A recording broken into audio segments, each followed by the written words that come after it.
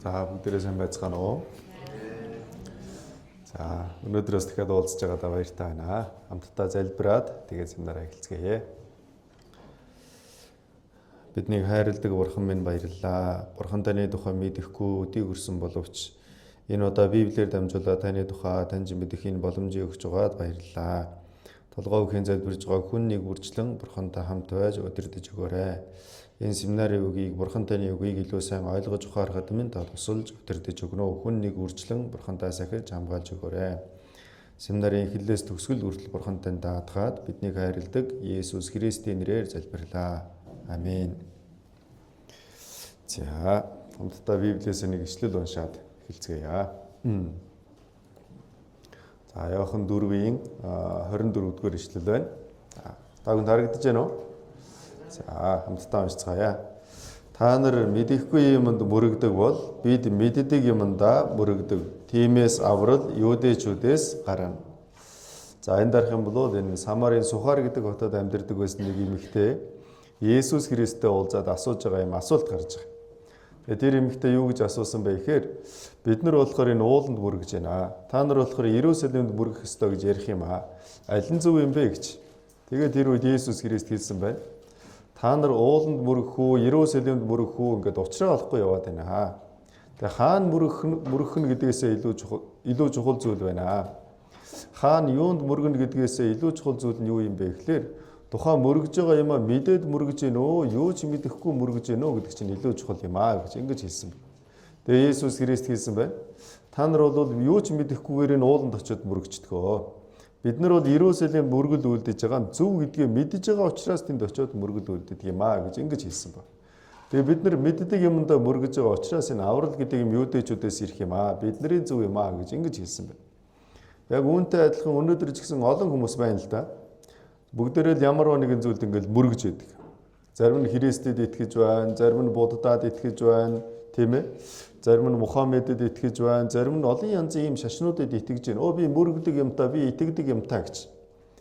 Мөргөж байгаа одоо зүйлүүд нь олон байгаа. Гэхдээ тэр хүмүүсийг ерөнхийд нь хоёр ангилж болно. Юу гэж хоёр ангилж болох вэ гэхээр мэддэг юмдаа мөргөдөг хүн, мэддэггүй юмдаа мөргөдөг хүн гэж ингээд хоёр ангилж болохоор байгаа байхгүй. Тэгэхээр энэ дэлхийд тэр хүмүүс маш олон янзаар ингээд мөргөл үлдэж байна. Тэднийг ерөнхийд нь авч үзэх юм бол Ямарваа нэгэн зүйлд сохроор итгэж байгаа, сохроор мөргөж байгаа хүмүүс бас байна. Яагаад одоо энэ сохор итгэл гэж хэлж байгаа юм бэ гэхээр юу ч мэдэхгүй мөртлөөсөө тэрэндээ шууд итгэцэн яваад байгаа байхгүй юу? Тийм ээ. Ийм байх юм бол энэ юу гэж хэлэх юм бэ? Энийг сохор итгэл гэж хэлнэ гэсэн. Гэхдээ яадаг юм бэ? Шууд итгэж болдгоо мó гэж. Болохгүй шүү дээ. Тийм ээ. Хүн ямарваа нэгэн зүйлд одоо шууд одоо итгэдэг тийм байж болохгүй үстэй. Та бүхнээс нэг хүн асууж байна. Байрныхаа ордерийг өгчөөс би нэг банкнд тавиад зээл авчий. Тэгвэл та бүхэн шууд итгэх үү? Байрныхаа ордерийн төдий юмн дээр бид нар шууд итгэхгүй үстэй. Тийм биз? Тэгвэл бид бүхэн чинь хөв давлангаа даатгаж байгаа энэ насныхаа амьдрал, ирэх насныхаа амьдралаа даатгаж байгаа. Тэр бурханд бид нар шууд итгэж байж болох уу? Тэр чинь бүр машинаас илүү, байрнаас илүү чухал энэ амьдрал, ирэх амьдралаа даатгаж байгаа юм шууд итгэж болохгүй үстэй. Библиэлд ч гэсэн аливаа зүйлд ингээ сохроор итгэнэ гэдгийг бол Библи зөвдөгдөг. Матай 15:14 дээрээс харуул ингэж хэлж байна. Би тавганд уншиж өгье. Тэднийг орхи. Тэд сохруудын сохор удирдагчид юм. Сохор нь сохортой газарчлал хоёул нөхөн дунах болно гэж. Хин нэгэн хүн сохороор нэгэмд итгэцэн байлаа. Араас нь тэр хүн ямарваа нэгэн мэдэх юм байхгүй, ямарваа нэг фильтр байхгүй, шууд нөгөөдгөнд нь дагаад итгэжлээ. Тэгэх юм бол яах юм бэ? Сохор хүний араас дагаад явах юм бол урдлын удирдах байгаа хүнээс сохор учраас бүгдээрээ цуг явсаар гад яах юм бэ? Эцэст нь ингээ нөхөн дунах болно гэсэн. Эцэстээ сүрэл рүү явах болно гэсэн. Тэгэхээр бид бүхэн чинь мөргөж байгаа юм аа. Шууд итгээд ээж болохгүй. Сохроор итгээд ээж болохгүй. Мэдэхгүйгээр итгээд ээж болохгүй. Харин бид бүхэн яах ёстой юм болоо? Юунд мөргөж байгаа юм бэ? Тэрийг бид бүхэн жоохон мэдэх хэрэгтэй. Юунд мөргөх ёстой юм бэ? Түүнийг ч гэсэн бид бүхэн жоохон итгэх одоо мэдэх хэрэгтэй байгаа. Сохор итгэл байна. Мухар сүсэг гэж бас байна. Энэ мухар сүсэг гэж юу хэлж байгаа юм бэ гэхээр мэдэхгүй юмдаа итгэдгийг хэлж байгаа. Зүв байлгүй дээ гэж, тийм ээ. Манай аав мөргөж исэн чинь зүв байх уу? Манай өвөө мөргөж исэн чинь зүв байх уу? Манай тэр багш заасан юм чинь зүв байх уу гэж. Бид бүхэн оюутан байх үедээ нэг шашны одоо юмд бас нэлээд явдаг байсан баг. Яагаад явдаг байсан бэ? Манай их сургуулийн нэг багш нэлээд царайлаг багш байсан байхгүй юу? Тэгээд тэр царайлаг багш маань нэг шашны юмд явдаг байсан. Тэгээд тэр эрэгтэй багш л да. Тэгээд тэр багш маань хүнтэй сууж байгаад одоо салцсан тэгээд нэг хүүхэдтэйгээ амьдардаг залуухан багш байсан. Их царайлаг охтуудыг их өөртөө татнаа. Тэгээд нөгөө багш маань яасан бэ гэхээр нэг шашны юмд явсан ба. Тэгсэн чинь тэр багшийг дагаад манай тэнхмийн охтууд барыг ихэнх нь явсан. Ихэнх нь яваад ирэнгүүт араас нь ирчүүд нь бас яах вэ? Дагаад ингэж явсан ба. Тэр яаж гинөө? Мэдэхгүй мөртлөөсөө хин нэгэн хүнийг дагаад ингэ явж байгаа байхгүй. Тэр ч ихсэн бас зөв юм болоо. Тэр чинь ерөөхдөө мухар сүсэг байхгүй юу? Тийм ээ? Тэгэхээр бид бүхэн энд ямарваа нэгэн зүйлд шууд итгэдэг юм уу эсвэл мэдэхгүй зүйлдээ итгэдэг. Энэ бол тийм сайн зүйл биш ээ гэсэн. Эцэст нь бид бүхэн ямар сүрэл, ямар эрсдэл хүлээхээ бид нар мэдэхгүй шүү дээ. Харин Библи дээрээс харах юм бол баттай итгэл гэж. Энэ баттай итгэл нь бусдаас юугаараа ялгаатай юм бэ? Аливаа зүйлийг мэдэж байгаад итгэж байгаа байхгүй. Шалгаж үзэж байгаад итгэж байгаа байхгүй. Тийм учраас бид бүхэн яах ёстой юм болоо?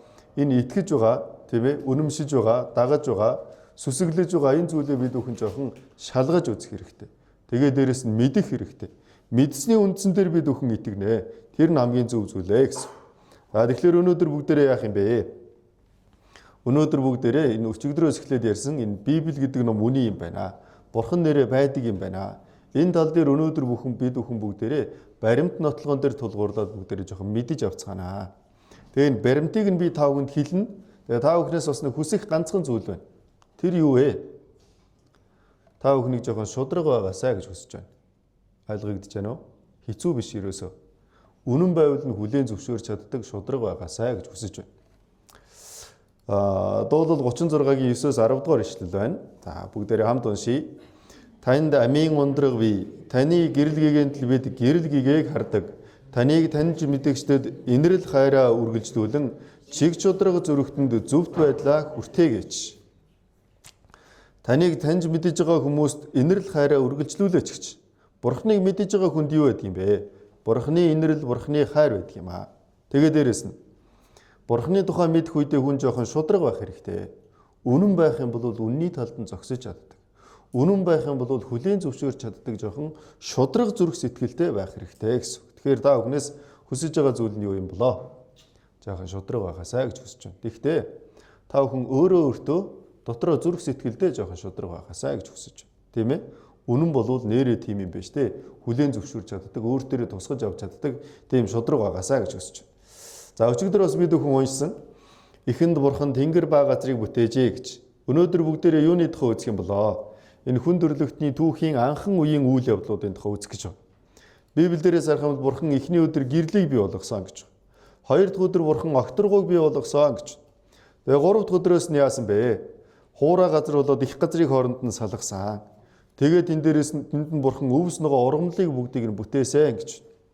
За ингээд энэ ертөнцийн дээрээс харах юм бол маш олон янзын юм ургамлууд байгаа. Тэр ургамлууд дотор онцгойлон юм цэцэг байна. Энэ олон янзын цэцэг, энэ олон янзын ургамлуудыг бурхан бүгдийг нь бүтээсэн гэж. Энэ олон янзын цэцэгнүүдийг бурхан хэний төлөө бүтээсэн юм болоо?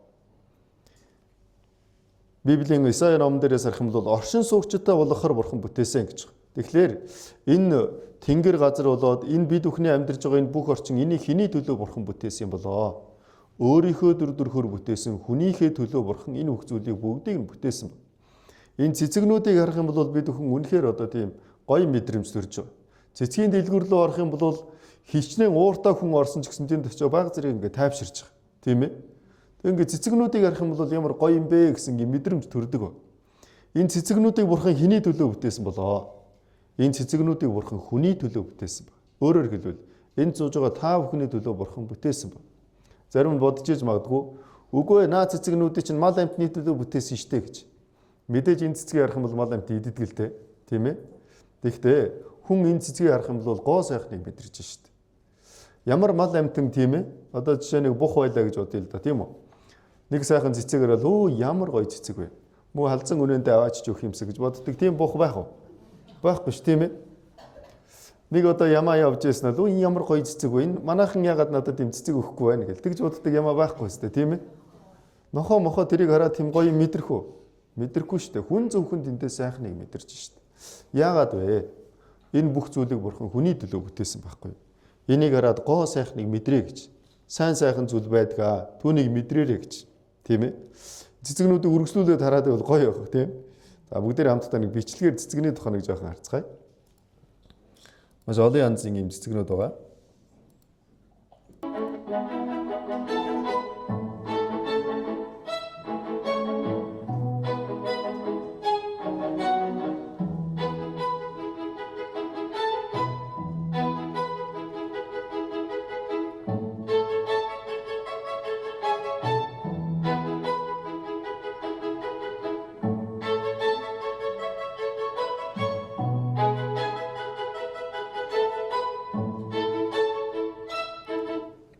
Үргэлжлүүлээд хараад байвал гоё гоц.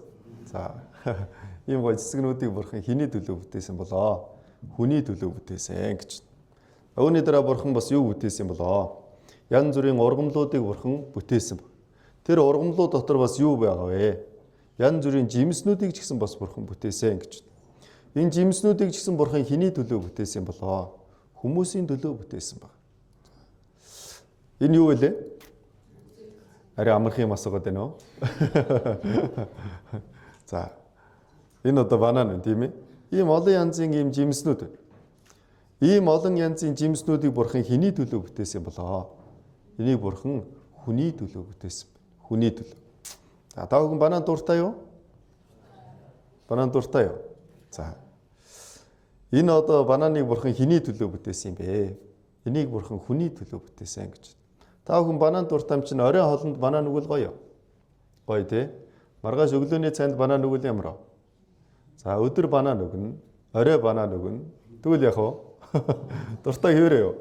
Маргааш өдөржин банан, нөгөөдөр өдөржин банан, бүтэн 7 хоног банан, 1 сар банан өгвөл яах вэ? Гоё. Бас жоохон онцгой тийм ээ.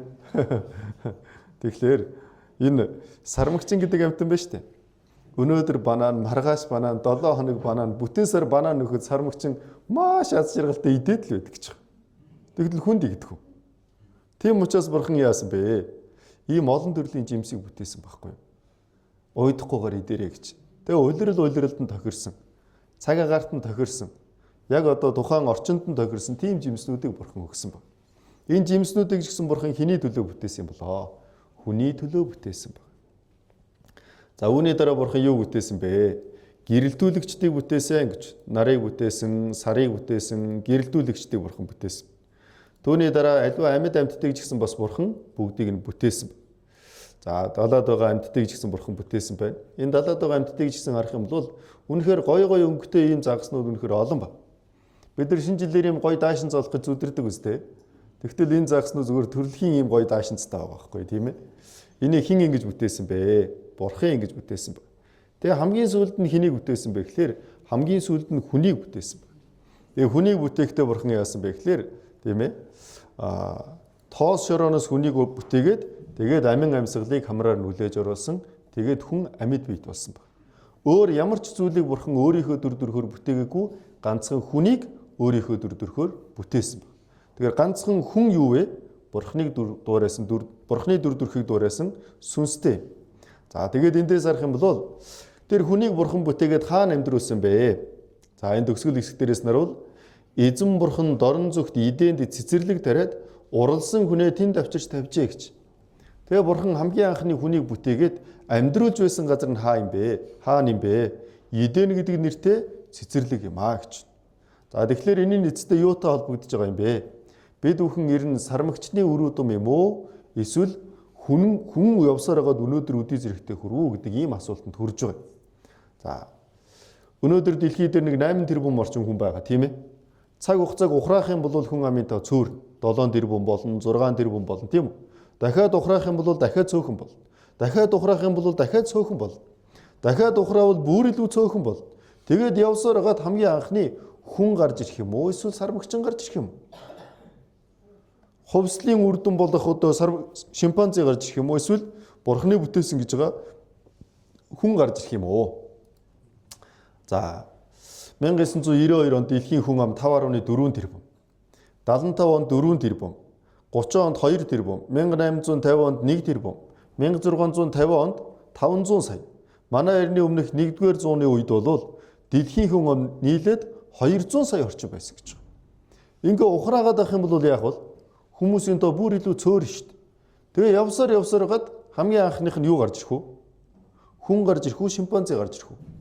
Библиэлд бол бурхан хүнийг бүтээсэн гэдэг.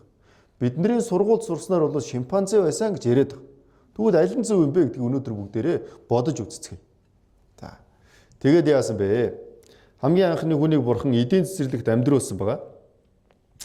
За, тэгээд эдийн цэцэрлэгт амьдруулад тэгээд тэр хоёрыг яасан бэ гэхээр энэ эдийн цэцэрлэгийн голд юм эдийн цэцэрлэгт маш олон мод байгаа. Тэр эдийн цэцэрлэгийн голд нь 2 мод байна. Нэг нь мөнх амин мод, нэг нь сайн мөг мэдүүлэгч. Ийм 2 мод байна. Тэгээд тэнд байгаа сайн мөг мэдүүлэгч модны жимсээс нь бити идэрэ гэсэн байна. Идэх юм бол тэр өдөртөө та нар зайлшгүй өхнэ гэсэн байна. За. Энэ дээрээс харах юм бол би та бүхэнд уншиж өгье. Эзэн бурхан хүнийг авчирч эдийн цэцэрлэгийг арчлуулан сахиулахаар тэнд суулгав. Тэгээд эзэн бурхан тэр хүнд тушаан чи энэ цэцэрлэгийн альч модны жимсийг дураараа идэж болно. Харин сайн мөг мэдүүлэгч модны жимсээс идэж болохгүй. Түүнээс эзэн тэр өдөртөө чи зайлшгүй өхнэ гэсэн. Ингээд бурхан яасан бэ гэхээр Адам Ев хоёрыг эдийн цэцэрлэгт авчираа тавьсан. Тэгээд тэр модны жимсийг идэж болохгүй гэсэн. Тэгтэл яасан бэ? Хүүхдүүдээ одоо ингээд хөргөгчөнд нэг заримг тавьсан байгаа бити дээрээ хэр хүүхдүүд идсэн байдаг байгаа заримдаа. Тийм ээ. Түүнтэй адилхан Адам Ев хоёр яасан бэ гэхээр битгий дээрээ гэсэн тэр модноос нь идсэн ба. Ялангуяа Ева тэр модны жимсээс идсэн. Тэгээд Ева тэр модны жимсээс идээ зогсохгүй өөрийнхөө нөхөртөө бас өгсөн ба. За бүгдээр энэ ишлэгийг хамтдаа уншийе. Тэгээд эмэгтэй тэр модыг хартал уг мод нь хүнсэн сайн, нүд булаам, ухаан дэлмээр, хорхоо гүрмээр сайхан харагдсан тул жимснээс нь авч иджээ. Тэр хамт байсан нөхөртөө өгч тэр нь ч идвэ. Ингээд Ева эхлээд тэр модны жимсийг идэ дараа нөхөртөө өгөөд нөхөр нь бас ингээд идсэн ба. Тэгээд тэр үеэс эхлээд яасан бэ? Тэр хоёрын нүд нь нэгдээд хоёулаа нүцгэн байгаагаа мэдсэн. Тэгээд модны навчаар хувцс хийж өмссөн гэж.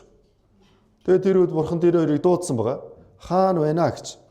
Тэгсэн чинь тэр хоёр хэлж байна. Бурхан минь ээ, би нүцгэн байгаа болохоор яагаад нуугдчихлаа гэж. Тэгээ бурхан асуусан байгаа.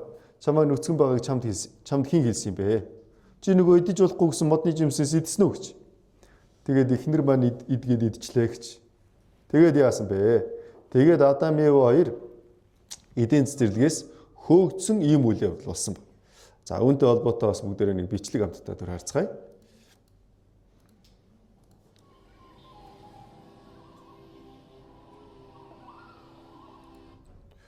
За, та бүхэнд спикерийн дуу сонсогдож байна уу? Сонсогдож байна уу? За, та бүхэнд арай жоохон тод сонсохын тулд түргүүлээгээрэй.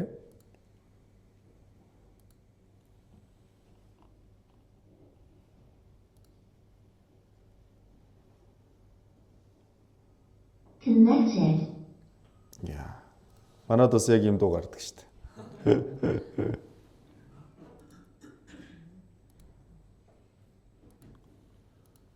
За. They were naked, but they were not ashamed. In the middle of Eden grew the tree of knowledge. The knowledge of Тэр мод нь сайн мөг мэдүүлдэг мод юм аа.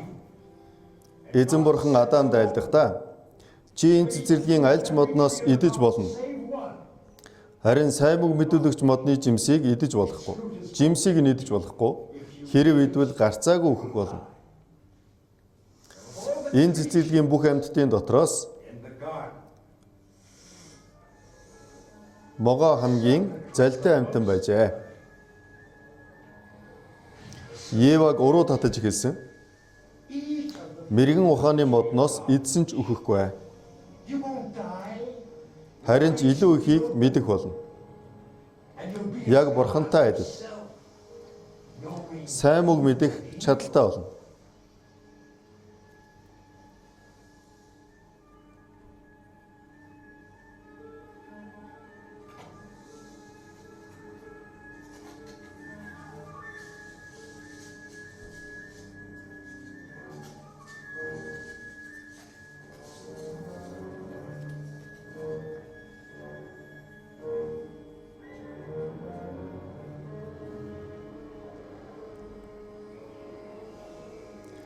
Ева тэр шүлс асгарам модны жимснээс идэж Адамд ч бас жимснээс өгч идүүлжээ. and their eyes were, Тэгээд тэр хоёрын нүд нэгдэж and they knew that, хоёулаа нүцгэн байгаагаа мэдээд ичих болж and they tried. тэгээд бурхны нүднээс нуугдах болжээ. Тэд үнэхээр нуугдаж чадна гэж өө. He found them out. Эзэн тэднийг дуудаж тэдэнд хувцс хийж өмсгөв. He heard what the Эзэн могооны хийсэн зүйлийг мэдэж God могоог харааж saying, чи хөвлөгөөрөө мүлхэж насан туршдаа тоос шороо идэх болно.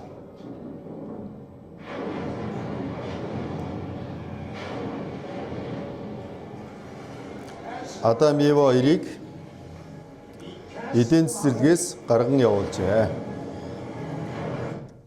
За нэг ийм үйл явдал Библиэлдээс харуул гарч байгаа. За хүмүүс ингээд энэ хэсгийг ингээд уншдаг. Тэгээ энэ хэсгийг уншихлаар хүмүүс яадаг вэ гэхээр жаахан урам хугардаг. Яагаад урам хугардаг вэ? Энэ Библи ч нөгөө Бурхны үг гэсэн яасан бэ? Ямар сонин үлгэр домгийн юм гараад ирвэ. Тийм ээ? Жаахан урам хугардаг ба. Тэгээ энэ хүртэл ингээд унших юм бол хүмүүс яах вэ гэхээр чи үний юм уу худлаа юм уу жоохон бодогдоод байж магадгүй. Тэгвэл одоо бүгдээрээ биднэрт нэг юм асуудал байна. Ямар асуудал байгаа вэ гэхээр энэ үйл явдал үнэн үү гэдэг асуудал. Тийм ээ? Энэ үйл явдал үнэн бол итгэж болно. А худлаа бол яах вэ? Итгэх шаардлага байхгүй гэсэн. За тэгвэл бүгдээрээ нэг хэд хэдэн зүйл тодорхой болох хэрэгтэй байна, тийм үү? За нэгдүгээрт нь Адам Ева гэд хоёр хүн байсан юм байна. Адам гэдэг хүн үнэхээр байсан юм уу? Тэрийг тодорхой олох хэрэгтэй. Тийм биз? Хоёрдугаарт нь Ева гэж эмэгтэй хүн байсан юм байна. Тэр үнэхээр байсан юм уу? Тэрийг тодорхой олох хэрэгтэй. Гуравдугаарт нь хоёр хүнээс хүн төрлөختөн үүсэх юм бол цус ойртолт болох юм биш үү? Тэрийг тодорхой олох хэрэгтэй. Дөрөвдүгээрт нь Адам Ева хоёрын амьдарч исэн эдийн цэцэрлэг үнэхээр байсан юм уу? Байгаагүй юм уу? Тэрийг тодорхой олох хэрэгтэй. Тийм үү? Энэ Библи чинь үний юм уу? Эсвэл үлгэр домог юм уу? Энийг бүгдээрээ нэг жоохон тодорхой болгоцгоё. За тэгвэл эхлээд бүгдээрээ хиний тухай үзэх вэ? Эхлээд бүгдээрээ тэр Адам үнэхээр байсан уу үгүй юу гэдгийг жоохон бодож үзцгээе.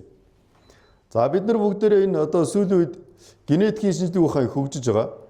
Тийм учраас хүн тэр хоромсом гэдэг юм байдгийн байна гэдгийг бид нар бүгдээрээ мэддэг болсон, тийм ээ? Биднэрт хоромсом байгаа л уу? Биологийн хичээлээ мартсан байхаа, тийм ээ? За хүн хэдэн хоромсомтой вэ? За 23 хос хоромсомтой. 23 хос юм чинь 2-оор үржгээр хэд болох вэ нийтдээ? 23-ыг 2-оор үржиж хэд вэ? Арай амархан юм асуугаад байна уу? За хүн 46 хоромсомтой тийм ээ? 23 хос байд. Тэр 23 хосын 23 дахь нь хүний хүүсийг тодорхойлдог хоромсон байдаг байхгүй юу? Тийм ээ? Бид нэр эрэгтэй, эмэгтэй гэдэг чинь хоромсон мөрөө гэсэн. За тэгээд тэр хүүсийг тодорхойлдог хоромсон дээр эрэгтэй хүний хүүсийг тодорхойлдог хоромсомыг X, Y гэж байна. Эмэгтэй хүний хүүсийг тодорхойлдог хоромсомыг X гэж байна. Тэгэхээр одоо тийм ээ? Ээжийн хөвлөд хүүхэд бүрлдлээ. Хүү төрхүү, охин төрхүү. Хүү байх юм бол X хоромсомтой. Охин байх юм бол хүү байх юм бол Y хоромсомтой. Охин байх юм бол X хоромсомтой байна гэсэн. Тийм ээ? За. Тэгэхээр одоо ингээд аав ээж хоёр байлаа. Тэгээд одоо хүүхэд төрөх гэж байна. Аав нь X хоромсомоо өгчлөө.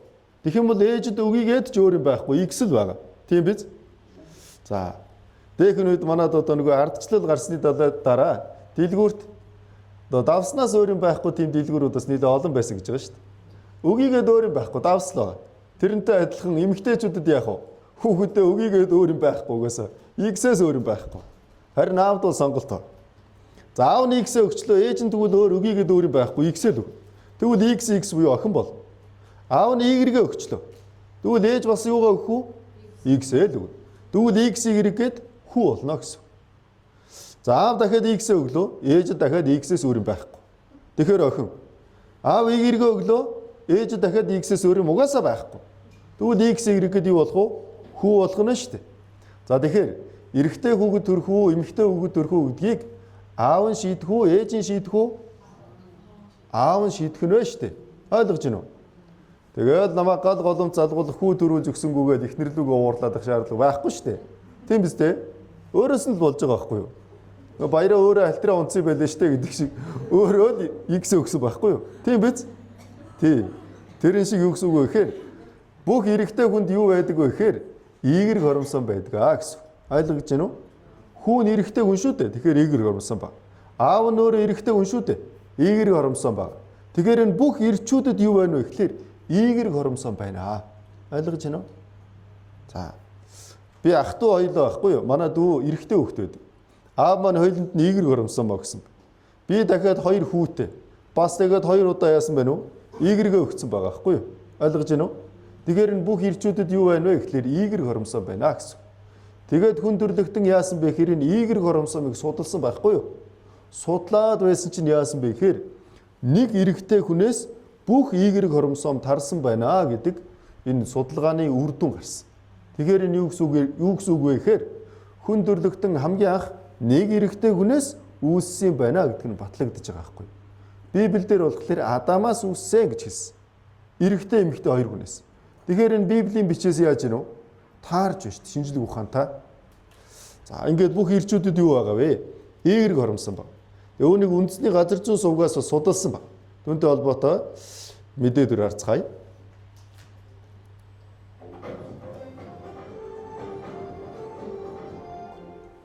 Эхэн болсон тэнгээс гэдэг.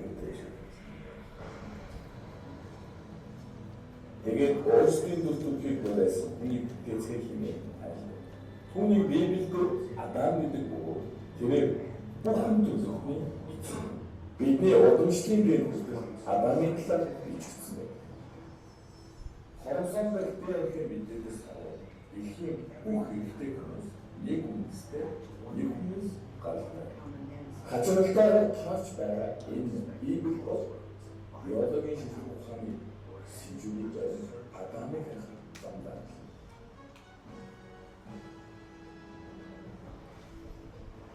Энэ бүдээр өөрөөр хэлбэл бүх хүн төрөлхтөн нэгэн төрөл садыг төсөөлж бэрх байхад зураагүй хүн хүний үүсээ нэгдэх бүх чиглэл итгэхийн аргагүй зүйл. Одоо шинжлэх ухаанаар дамжуулан Адамын удамшлын генийг сурч үзье. Бүх хэрэгтэй хүмүүсийн ДНХ дотор оршин тогтмол байгаа нэг хүн байна. Одон зүйч Спенсер Вэлс үндэсний 600 төрөлтэй хамтран одооноос та бүхэн Адамыг шинжлэх ухааны талаас танилцуулж байна. Тэрээр хүн төрлөختний өв эцгэд хүлээн зөвшөөрөгдсөн учир шалтгааныг сурч үзье.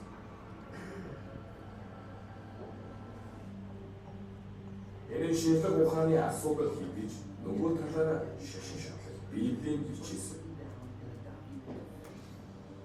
Удам зүйн шинжлэх ухаан бий болохоос хэдэн мянган жилийн өмнө Архидийн Библийн эхлэл ном бичигдсэн байсан. Эзэн бурхан тоош ороогоор өөрийн дүр төрхийн дагуу Адамыг бүтээсэн гэхээс өөр түүний гарах төрхийг харуулсан дүрслэл гихцүүл байдаг. Гэвч хэдэн зууныг дамжсан хүн төрлөختийн гарах үнцийг хэлэн хайж болох. Энэ нь мөн хүн төрлөختний үндэс гарах үүслийг хэлж байна.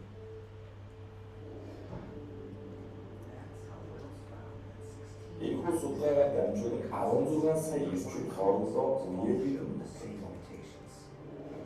Дээрх судалгааны эцэст хүн төрлөختний язгуу болох юм орны үндэс нь. Хүн төрлөختний нэг ихтэй нэг вай хоорондоо. За энд хэлж байна. Бүх хүн төрлөختөн нэг эрэхтэй нэг вай хоромсом дээр төвлөрч байна гэж. Тийм ээ. За тэгэхээр юу гэсэн үг вэ?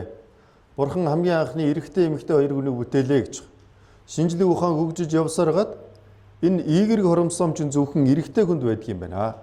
Тэгээд ийгэрэг хоромсомыг судлаад байсан чинь бүх хүн төрлөختний ирчүүд бүгдээрээ нэг ийгэрэг хоромсом дээр төвлөрч байна гэж. Тэгэхээр Адам үнэхээр байсан юм байна. Үүнийг одоо яаж гинэ вэ? Шинжлэх ухаан нотлож байна шүү дээ. За үүний дараа Ева тэгвэл үнэхээр байсан болов уу? Анхны эмэгтэй байсан болов уу үгүй мүү гэдгийг бас бид бүхэн амархаа мэдэх юм боломжтой болсон байна. Юу гэхээр энэ бол бид бүхний биед байгаа эс бай. Тийм ээ? Бид бүхний нисэн дотор юу байгаа вэ гэхээр энэ митохондри гэдэг юм байна. Энэ митохондри гэдэг бол бид бүхний биеинд маш чухал үүрэг гүйцэтгэж байгаа цахилгаан станц өөрөөр хэлбэл хүчил төрөгчийг хүний биеийн эс дотор ингээ зөөвөрлөж байгаа юм чухал хэсэг. Митохондри гэдэг зүйл байж аж бид бүхэн өнөөдөр амьд байж байгаа, хөдлөж байгаа. Ер нь байхгүй бол ерөөсө бүгдээрээ байхгүй гэсэн. Тэгвэл энэ митохондри гэдэг зүйл яадаг юм бэ гэхээр энэ митохондри гэдэг зүйл дандаа ээжээс дараагийн үе удам руу шилждэг юм. Бүх эрэгтэй хүн, бүх хүн төрлөختөн ээжээсээ митохондрийг авч төрдөг юм. Аавын митохондри ерөөсөө дамждаг юм. Дандаа ээжийн митохондри дамждаг байгаа байхгүй. Яагаад вэ? Шалтгаан нь энд байна. За хүн ч одоо хамгийн анхныг 2 эсээс бүрдэж байгаа шүү дээ. Тийм ээ? Өндгийн эс тэгээд эрэгтэй эс гэдэг юм 2 эсээс бүрдэж байгаа. Тэр эр бэлгийн эсний яадаг вэ гэхээр энэ шилбүрэн хэсэгт нь митохондри байгаа байхгүй. Шилбүрэн хэсэгт. Гэтэл энэ эрэгтэй эс нөгөө өндгийн эс рүү орох үедээ яах вэ гэхээр энэ шилбүрэн хэсгээ таслаад үлдээчдэг. Өөрөөр хэлбэл эрэгтэй эс митохондри таслаа үлдээчдэг гэсэн. Тэгэхээр митохондри яадаг юм бэ гэхээр дандаа ээжээс дараагийн үе удам руу шилжиж байгаа. Тэгэхээр бүх хүн төрлөختөн бүгдээрээ яасан бэ гэхээр ээжийнхээ митохондрийг өвлөж төрдөг. Ээжийнхээ. Тэгээд энэ шинжлэх ухаанаар яасан бэ гэхээр судалсаар байгаад хамгийн анхны митохондри их гэж олсон байна. Хамгийн анхны митохондрийг тараасан. Тэгээд тэр митохондрийг хамгийн анхны тараасан хүнийг митохондри Ева гэсэн байна. Библиэлд зарах юм бол Адам Ева хоёрын амьдарч байсан газар эдийн цэцэрлэгээ гэсэн. Гэтэл энэ дарах юм бол Библиэлд хэлж байгаа газрын ойролцоо энд митохондри Ева эндээс гаралтай юм байна гэд шинжлэх ухаан бүгдийг нь олоод илрүүлсэн байна. За үүнтэй холбоотой бас нэг бичлэг харцгаая бүгдээрээ.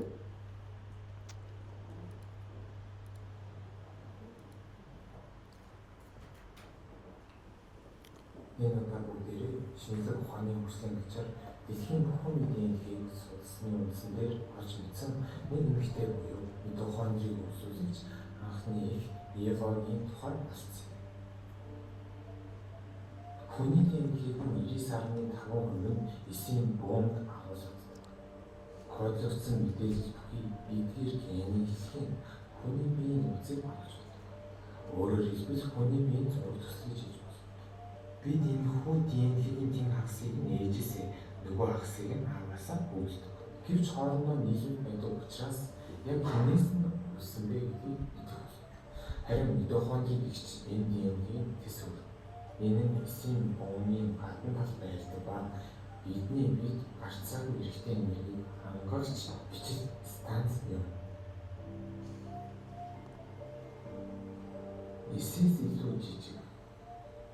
Өчигдөр энэ митохондрийн дотоод бүтцэн та бидний мэдэх ямар ч том станцаас илүү хөөс системтэй байдаг гэж. Уг митохондрийн эрэгтэй бүхний биед байгч түрүүн утасанчлан бусад ДНХ-ээс ялгаатай митохондри зөвхөн ихээс хүүхдэд хатамжтай гэж. Бүгдийн тэгэхээр баг өөрсдөө бас эрдэмтэд үнийг том усаар болж итгэж ашиглаж зогсохгүй. Өнөөдрөлтний харс үслийг судлахаар юм тогтоож. За дэлгэц рүү нэг анхаарал хандуулъя. Миний биедгээр митохондрийн ээжээс маань атад уншсан. Ээжийн маань митохондрийн эмээгээс уншсан. Энэ мэдээр ээж гэж өсвөж тооцоолсоор хүн төрөлхтний эхлэл болсон митохондрийн Ева бид мэдэх боломжтой. Өнөөгийн хүн төрөлхтөн гадна өөрөө гэсэн соёлын хөдөлж шалгалтаа боловч бодомжлын хувьд бүгд нэг гэр бүл гэсэн. Анх 1987 оноос Беркли сургуулийн эрдэмтэд митохондрийн ДНХ-ийн талаар судалгаа хийж байна. Тэд дэлхийн өөр орнуудад амьдарч буй 140 мянган хүний ДНХ-г цуглуулсан хооронд нь очиж үзжээ. Гэтэл үнэхээр гайхалтай үлдэн гарч. Бүх дэлхийн баяр бие биесээ асуухад ус өөр орчин соёлын үндэстэн ясна. Нэг л ихээс гаралтай гэдэг үрдэн гарсан байна. Тэдгээр эрдэмтэд гаргасан дүгнэлтэндээ эдгээр ядам гайхшиж байжээ. Учир нь тэдний толгой аль хэдийн хувьслын манаас өрөөсгөл хариулт нь авсан байсан. Хувьслын онцлог дэмжигч тэдний болоор бол өөрийн эсрэг үрдэн гарах ёстой байсан ч туршлагын үрдэн бүтээгдсэн гэх үнний талбай үргэж байлаа. Тиймээс судалгааны ертөнцид бүх хүн төрөлхтний анхны ихийг митохондрийн Евагийн биелэх болжээ.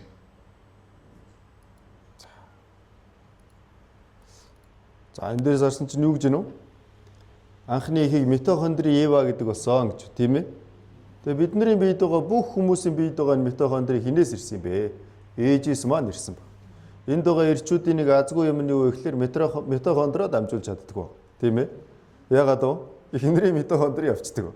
За тэгэхээр энэ митохондри гэдэг зүйлийг харахад хүн төрөлхтөн хамгийн анхны нэг эмэгтэйгээс үүссэн юм байна. Тийм ээ. Шинжлэх ухаан ингээд судалсаар хагаад анхны нэг эрэгтэй, анхны нэг эмэгтэйгээс хүн төрөлхтөн үүссэн юм байна. Үүнийг одоо яаж гинэ вэ? Шинжлэх ухаан баталчаад шүү дээ. Библиэд таарж байгаа байхгүй. Тэгвэл бас бид хүнд нэг бодож үзэх зүйл байна. Нэг эрэгтэй, нэг эмэгтэй хүнээс хүн төрөлхтөн үүсэх юм бол тэнд чинь нэг асуудал гарах юм шүү гэж. Ямар асуудал гарах юм бэ? Цус ойртолтын асуудал гарах юм шүү гэж. Тийм ээ? За энэ цус ойртолтын асуудал ер нь юунаас болдго юм болоо? Цус ойртно гэдэг цусны асуудал юм болоо? Юу гэж бодож байна та бүхэн? Цус ойртно гэдэг цусны асуудал юм болоо? Тийм үү үгүй юу? Хариулт хэлэхээр буруу хариулчих гээд байна уу? Бид нар энэ сургуульд байхаас ахвал дандаа зөв хариулах ёстой гэсэн тийм ойлголтод автцсан юм шиг байна. Гэхдээ яг үнэндээ багш нар байна шүү дээ. Зөв хариулах, буруу хариулах нь чухал биш. Багш ямар сурагчид дуртай байдаг вэ? Хичээлдээ сайн оролцдог хүүхдэд дуртай байдаг. Тэр хүн буруу хариулж болно, тэр хүүхд зөв хариулж болно. Бид нар магадгүй дандаа зөв хариулах ёстой гэж бодоод байдаг юм шиг. Тийм ээ? За цус ойртолт гэдэг цусны асуудал мөн үү? Мөн үү биш үү? За мөн ч байж магадгүй, биш ч байж магадгүй. Тийм ээ? Сайн мэдэхгүй ч байж магадгүй шүү дээ. Гэхдээ бидний цус ойртолтын дээр их эмзэг байхгүй юм аа Монгол хүмүүс ялангуяа. Тийм ээ? За энэ цус ойртно гэдэг чинь шүү дээ. Цусны асуудал ерөөсөө биш. За хүн бол хоромсоомын хувьд бол 23 хос 46 хоромсоомтой тийм ээ. За энэ цус ойртол гэдэг бол цусны асуудал биш. Энэ юуны асуудал вэ гэхээр гений асуудал байхгүй юу? Ген. Та хүн генийг сонссон уу? Сонссон байх тийм ээ. За хүн хэдин гентэй вэ? Хэд үү? 46 юу? Биш ээ. 32,000 гаруй гентэй байдаг юм. 32,000 гаруй. За бүр наривчлан хэлэх юм бол 32,040 гентэй байд юм байна. Тэр 32,040 генийхээ 16,020-ыг нь ааваасаа 16,020-ыг нь ээжээсээ авдаг байхгүй юу хүн чинь. Тэгээд яадаг юм бэ? Цус ойртно гэдэг чинь юу хэлээд байгаа юм бэ гэхээр аавын талаас эвдэрхий ген ирээд ээжийн талаас эвдэрхий ген ирчихээр хүүхдийн бие нь өвдөж төрөөд байгааг өөрөөр хэлэх юм бол цус ойртолт гэж байгаа юм. Гомозигот, гетерозигот гэж юм байдаг юм байна л да. Гомо гэдэг чинь ижил гэсэн үг шүү дээ. Гомозигот гэдэг нь юу гэсэн үг гэхээр аавын талаас эвдэрхий ген, ээжийн талаас адилхан ижилхэн эвдэрхий ген ирчихэж байгаа. Тэгэхээр хүүхдийн бие физиологи дээр нөгөөтг нь илрээд өрчиж байгаа байхгүй юу? Гетеро гэдэг нь өөр гэсэн үг. Жишээ нь ийм гэсэн үг байхгүй юу? Нэг айл удмаараа хараа муутай байла. Тэр айлын харааны ген жоо эвдэрсэн байхгүй юу? Нэг айл удмаараа жоохон сонсгол муутай байлаа. Тэр айлын сонсголыг энэ эвдэрсэн байхгүй юу? Тэгтэл хараа муутай айлын хоёр хүүхэд хоорондоо суучих. Тэгээд дундаас нэг хүүхэд төрөх гэж байна. Тэгэхээр яах вэ гэхээр аавын талаас хараа муутагийн нэр нь, ээжийн талаас хараа муутагийн нэр нь ингэх юм бол дундаас нь төрж байгаа хүүхэд хараа муутай төрөх магадлал өндөр болчдөг байхгүй юу? Сонсгол муутай айлын хоёр хүүхэд хоорондоо суучих. Тэгэх юм бол дундаас нь төрөх гэж байгаа хүүхэд яах вэ? Аавын талаас сонсгол муутай, ээжийн талаас сонсгол муутагийн нэр шүү дээ. Тэгэхээр сонсгол муутай хүүхэд төрөх магадлал өндөр болчдөг байхгүй юу? Тэгтэл хараа муутай айлын хүүхэдтэй сонсгол муутай айлын хүүхэд суучлаа. Тэгвэл яах вэ? Аавын талаас хараа муутагийн нэрсэн чи ээжийн талаас харааны ген гайгүй. Тэгэх юм бол гетерозигот болоод өөр болоод эрүүл хүүхэд төрөх магадлал өндөр болчихно. Ойлгогдож байна уу? Тэгэхээр энэ цус ойртно гэдэг чинь цусны асуудал шинж гений асуудал байхгүй юу? Тийм ээ? За. Үүнтэй холбоотой бас нэг бичлэг харцгаая бүгдээрээ. За энэ хүн бол Монгол Улсын их сургуулийн одоо шинжлэх ухааны сургуулийн биологийн техникийн профессор, генетикч хүн байгаа шүү. За. Тэгвэл энэ ягаад энэ ойр төрлийн хүмүүс, цусны төрлийн хүмүүс хоорондоо гэр бүл болсноос болоод энэ өвчин илэрдэг гэхээр энэ нүүргүй байж байгаа эцсид генүүд нь одоо гомо гэдэг чинь ижил гэсэн үг шүү дээ. Гомо зүгээр хэлбэрт орно гэдэг чинь хоёр талаас нь ижилхэн гентэй болоод эрүүл генгүй болчихно гэсэн үг шүү дээ. Ийм нөхцөл бол одоо фенотип гэж хэлээд байгаа. Анаахаар бол физиологт нь бол илэрч гарч ирж байна. За хэлж байгаач аль талаасаа эвдэрхий гентэй болохоор хүүхдийг нь бие дээр илрээд байгааг одоо цус ойртол гэж байгаамаа гэж. Тийм ээ? За тэгээд хамаатнууд одоо яагаад хоорондоо гэрж болдгоо юм бэ гэхээр хамаатнууд ойролцоо хэсэг дээр эвдэрхий байдаг байхгүй юу? Тийм болохоор хамаатнууд гэрж болдгоо. Тэгэхээр хамаатан садан биш хүнтэй болж игэл холын хүнтэй гэрсэн тэр. Ген тэгвэл яагаад эвдрээд байдаг юм бэ? Ген юунаас болоод эвдэрдэг юм бэ? Гений эвдэрхий цаг хугацаа өнгөрөх чинээр их болж байгаа. Пирамидтай адилхан. Цаг хугацаа өнгөрөх чинээр их болж байгаа. Яагаад вэ? Ген эвдэрдэг хэд хэдэн шалтгаан байна. Хэрэглэж байгаа хүнснээс болоод ген эвдэрж байна. Одоо GMO-free гэдэг одоо хүнс нэлээд одоо хүмүүс хэрэглэдэг болсон шүү дээ. Генетикийн өөрчлөлтөнд ороогүй гэсэн үг байхгүй юу? Генетикийн өөрчлөлтөнд орсон хүнс хэрэглээд их юм бол ген чи эвдэрнэ шүү гэсэн үг. Өөр янз бүрийн хортой туяанаас болж байна. Тийм ээ? Бас хэрэглэж байгаа эм тарианаас болж байна. Янз бүрийн тусаж байгаа өвчнөөс болж байна. Тэгээ ураны, физикийн, химийн гэдэг ийм олон янзын шалтгаануудаар хүний ген эвдэрч байгаа. Тэгээ цаг хугацаа өнгөрөх чинээр энэ гений эвдрэл их болж байгаа гэсэн үг. Одоо бол хүн төрлөختөн хоорондоо хамаатан саднууд суугаад байж болохгүй. Гэхдээ цаг хугацааны өмнө харах юм бол ямар байсан юм бэ? Өмнө харах юм бол энэ генийн эвдрэл нь бага байсан байхгүй юу? Бага байсан. Одоогоос хэдэн зуун жилийн өмнө ихэд генийн эвдрэл бүр бага байсан. Хэдэн мянган жилийн өмнө рүү очих юм бол бүр бага болно. Тийм ээ? За өөр бас нэг зүйлийг харцгаа бүгдээрээ. Тэгэхээр одоо яаж вэ гэхээр энэ удмын сан буюу генийн сан нь эвдэрхий болсон учраас одоо хүн төрлөختөн хамаатан садантайгаа хоорондоо гэрлэж болохоо болсон байхгүй. Библиэлдээс харуул одоогоос нь 3500 жилийн өмнөөс хамаатан саднууд хоорондоо суухыг хориглосон баг. Хориглосон. Тэрнээс өмнө бол хамаатнууд хоорондоо гэрлэж болдог байсан. Та бүхэн энэ алтан уургийн цусаа хамгаална гэд хаадууд хоорондоо гэрлдэг байсан мэдэх үү? Хаадууд ингээ хоорондоо гэрлэхээр яадаг вэ гэхээр зарим хаадынх нь алтан уургийн цусаа хамгаална гэд хоорондоо гэрлээд байхад асуудал үүсгүй хэдэн зуун жил болдог. Тэр яаж юм гэхээр генэнд нь эвдэрхий байхгүй болохоор болоод байгаа байхгүй. Тэрийг дуурайгаа зарим хаад бас яах вэ? Хоорондоо гэрлээд эхэлдэг. Тэгэхээр хаадын өвчнөд үдшгүй муухай тийм өвчин бий болдог. Тэр яаж юм гэхээр генийхэн санд нь асуудал үүссэн байж л хоорондоо суухаар нөгөөтг нь илрээд байгаа байхгүй. Ойлгогдож байна уу? Тэгэхээр Адам Ева хоёрын хувьд яасан бэ? Хамгийн анхны хүмүүс учраас 100% эрүүл хүмүүс. Тийм учраас хүүхдүүд нь хоорондоо суухад ямар нэг асуудал үүсэхгүй гэсэн үг. Одоо яагаад асуудал үүсээд байдаг юм бэ? Генэнд нь хэтэрхий эвдрэл бий болсон учраас одоо хоорондоо сууж болохгүй гэсэн. За үүнтэй холбоотой бас нэг бичлэг харцгаая. За энэ Түмэн гэдэг нэртэй юм доктор хүн байгаа, профессор хүн байгаа.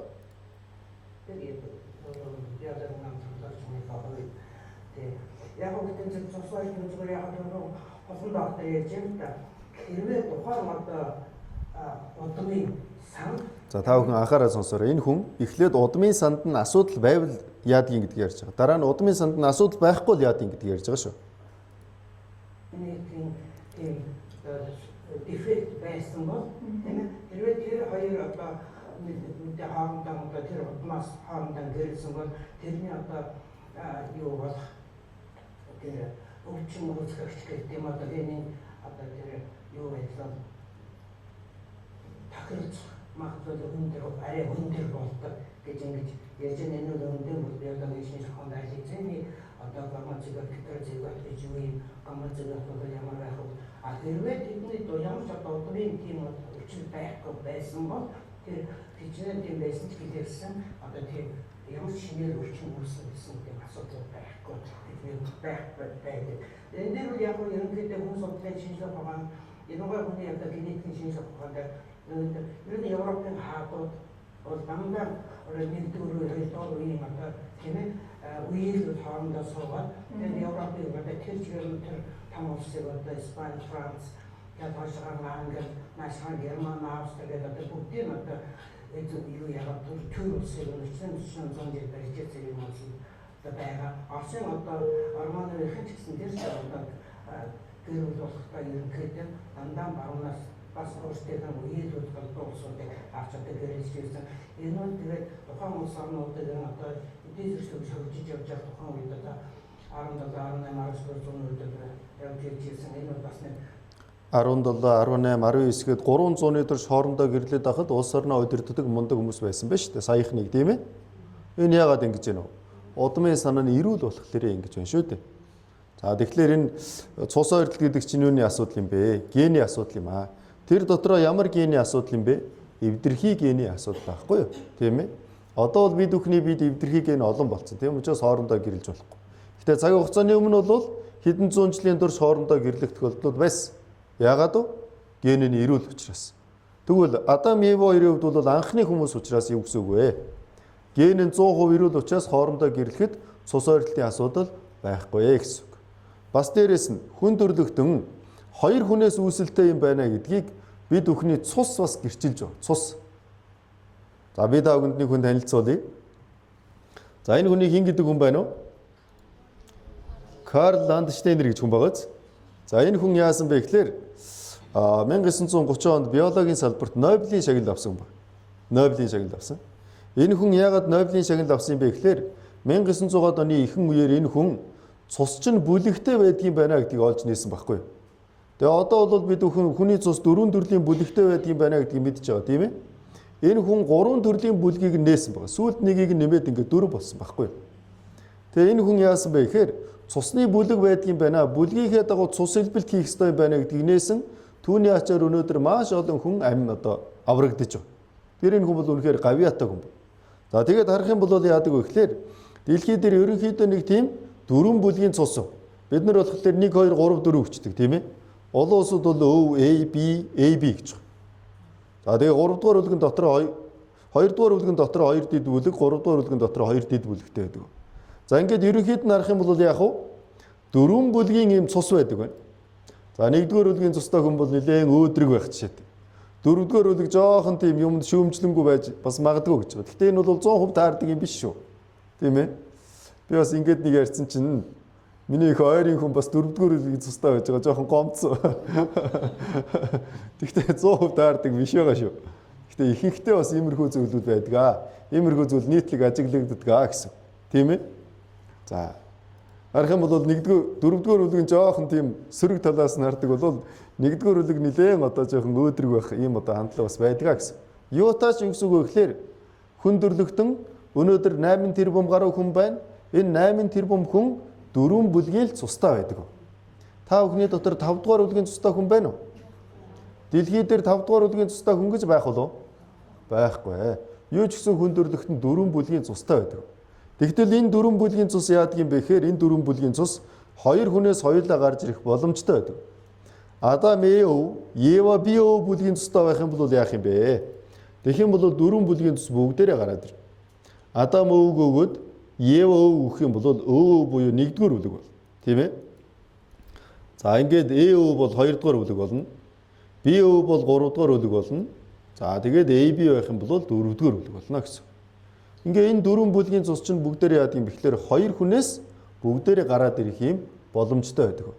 Тэгэхээр хүн төрлөختөн 2 хүнээс үүссэн юм байна гэдгийг бид бүхний цус ч гэсэн батлаж байна гэсэн үг. Ойлгогдож байна уу та бүхэнд? За тэгвэл Адам Ев хоёр байжээ. Адам Ев хоёроос хүн төрлөختөн үүссэн гэхэд ямар нэгэн саад болох зүйл ерөөсөө байхгүй юм байна. Ойлгомжтой тийм үү? Үүний дараа Адам Ев хоёр хаана амьдарч байсан бэлээ? Эден цэцэрлэгт амьдарч байсан гэж. Тэгвэл эден цэцэрлэг үнэхээр байсан болов уу? Тэрний тухайс бүгдийг товчхон харцгаая. За Эхлэл 2-ын 8 дугаар ишлэгийг хамт уншийе. Эзэн бурхан дорн зүгт эдэнд цэцэрлэг тариад уралсан хүнээ тэнд авчирч тавьжээ. За энэ дээрээс харах юм бол хамгийн анхны хүмүүсийг амьдруулсан газар нь хаана юм бэ? Эден цэцэрлэг юм аа гэж. Эден гэдэг нь баяр хөөр аз жаргал гэсэн утгатай үг байгаа. Тэгэхээр бурхан хүн төрлөخت нэг яасан бэ гэхээр баяр хөөртэй амьдруулахыг хүссэн ба. Бид бүхний хэнийг ч бурхан бүгдийг нь сайн сайхан байгаасай, баяр хөөртэй байгаасай гэж хүсдэг. За тэгвэл энэ эден цэцэрлэг үнэхээр байсан болов уу? Хаана байсан болоо? Энэ эден цэцэрлэгийг харах юм бол энэ дөрвөн мөрөн урсж байсан гэж. Эхнийх нь Пишон, хоёр дахь нь Гихон, гурав дахь нь Тигр, дөрөв дахь нь Ефрат. Энэ дөрвөн мөрөн урсж байсан газарт энэ эден цэцэрлэг байсан юм аа гэж. За тэгээд эндээс харах юм бол энд нэг хоёр мөрөн байгаа. Бид бүхний сайн таньдаг хоёр мөрөн байна. Ямар хоёр мөрөн байна вэ? Тигр, Ефрат гэж хоёр мөрөн сонсч ирсэн биз дээ та бүхэн? Энэ Библиэлд гарч байгаа энэ гол мөрнүүдийн нэрүүд, газруудын нэрүүд чинь бүгдээрээ газрын зурган дээр байж идэг. За тэгээд хайх юм бол яаж вэ вэ? За энд харах юм бол энэ Персийн булан байна. Энэ улаан тэнгис байна. Жохон томруулаад харах юм бол Персийн булан энд байна. Энэ Персийн булан руу урсаж байгаа хоёр мөрөн байна. Ефрат мөрөн, Тигр мөрөн. Библиэлд гарч байгаа нөгөө дөрвөн мөрний чинь хоёр нь өнөөдөр урсаж байна. За. Тэгэхээр энэ эден цэцэрлэг чинь хаана байсан юм бэ? Энэ газар дээр байсан. Тигр, Ефрат, Пишон, Гихон гэдэг дөрвөн мөрний бэлчээр дээр байсан гэж. Тэгвэл тэр хоёр мөрөн нь хаана уулзж байгаа юм бэ? Персийн булан дээр уулзж байна. Хоёр мөрөн энд байж байна. Үлдсэн хоёр нь яасан юм бэ? Үлдсэн хоёр нь ширэгцэн ба. Тэгээ үлдсэн хоёр ширэгсэн мөрнийх нь голдөрлийг бас яасан бэ? Олоод илрүүлсэн ба. Харах юм бол энэ сахарын цөлийг одоо дурандсан байгаа. Тэгээ сахарын цөлийн одоо хөрсний шинжилгээ хийж байгаад хөрсний дор маш том гол байсан юм байна гэдгийг олж илрүүлсэн ба. За үүнтэй холбоотой бас нэг бичлэг дөр харцгаая бүгдээрээ.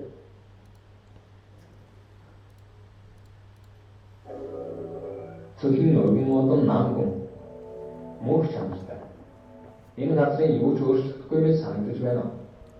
Энэхүү илсэн дор гайхамшигт нууц хадгалагдж байна.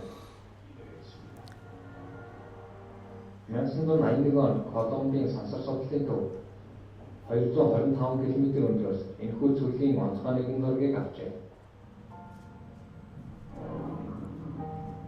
Түүний үр дүн үнэхээр гайхалтай байсан. Тэгш хадгалтай зэдүүд илсэн цөлийг илрүүлэх ёстой байдаг. Уул, хол, хориг, хүнди, толгой байгааг олж илрүүлсэн. Илсэн цөлөөс хэдэн метрийн дор нууцлагдсан байсан ертөнцийн уудан ногоон бэлчээр болохыг нэм илрүүлсэн.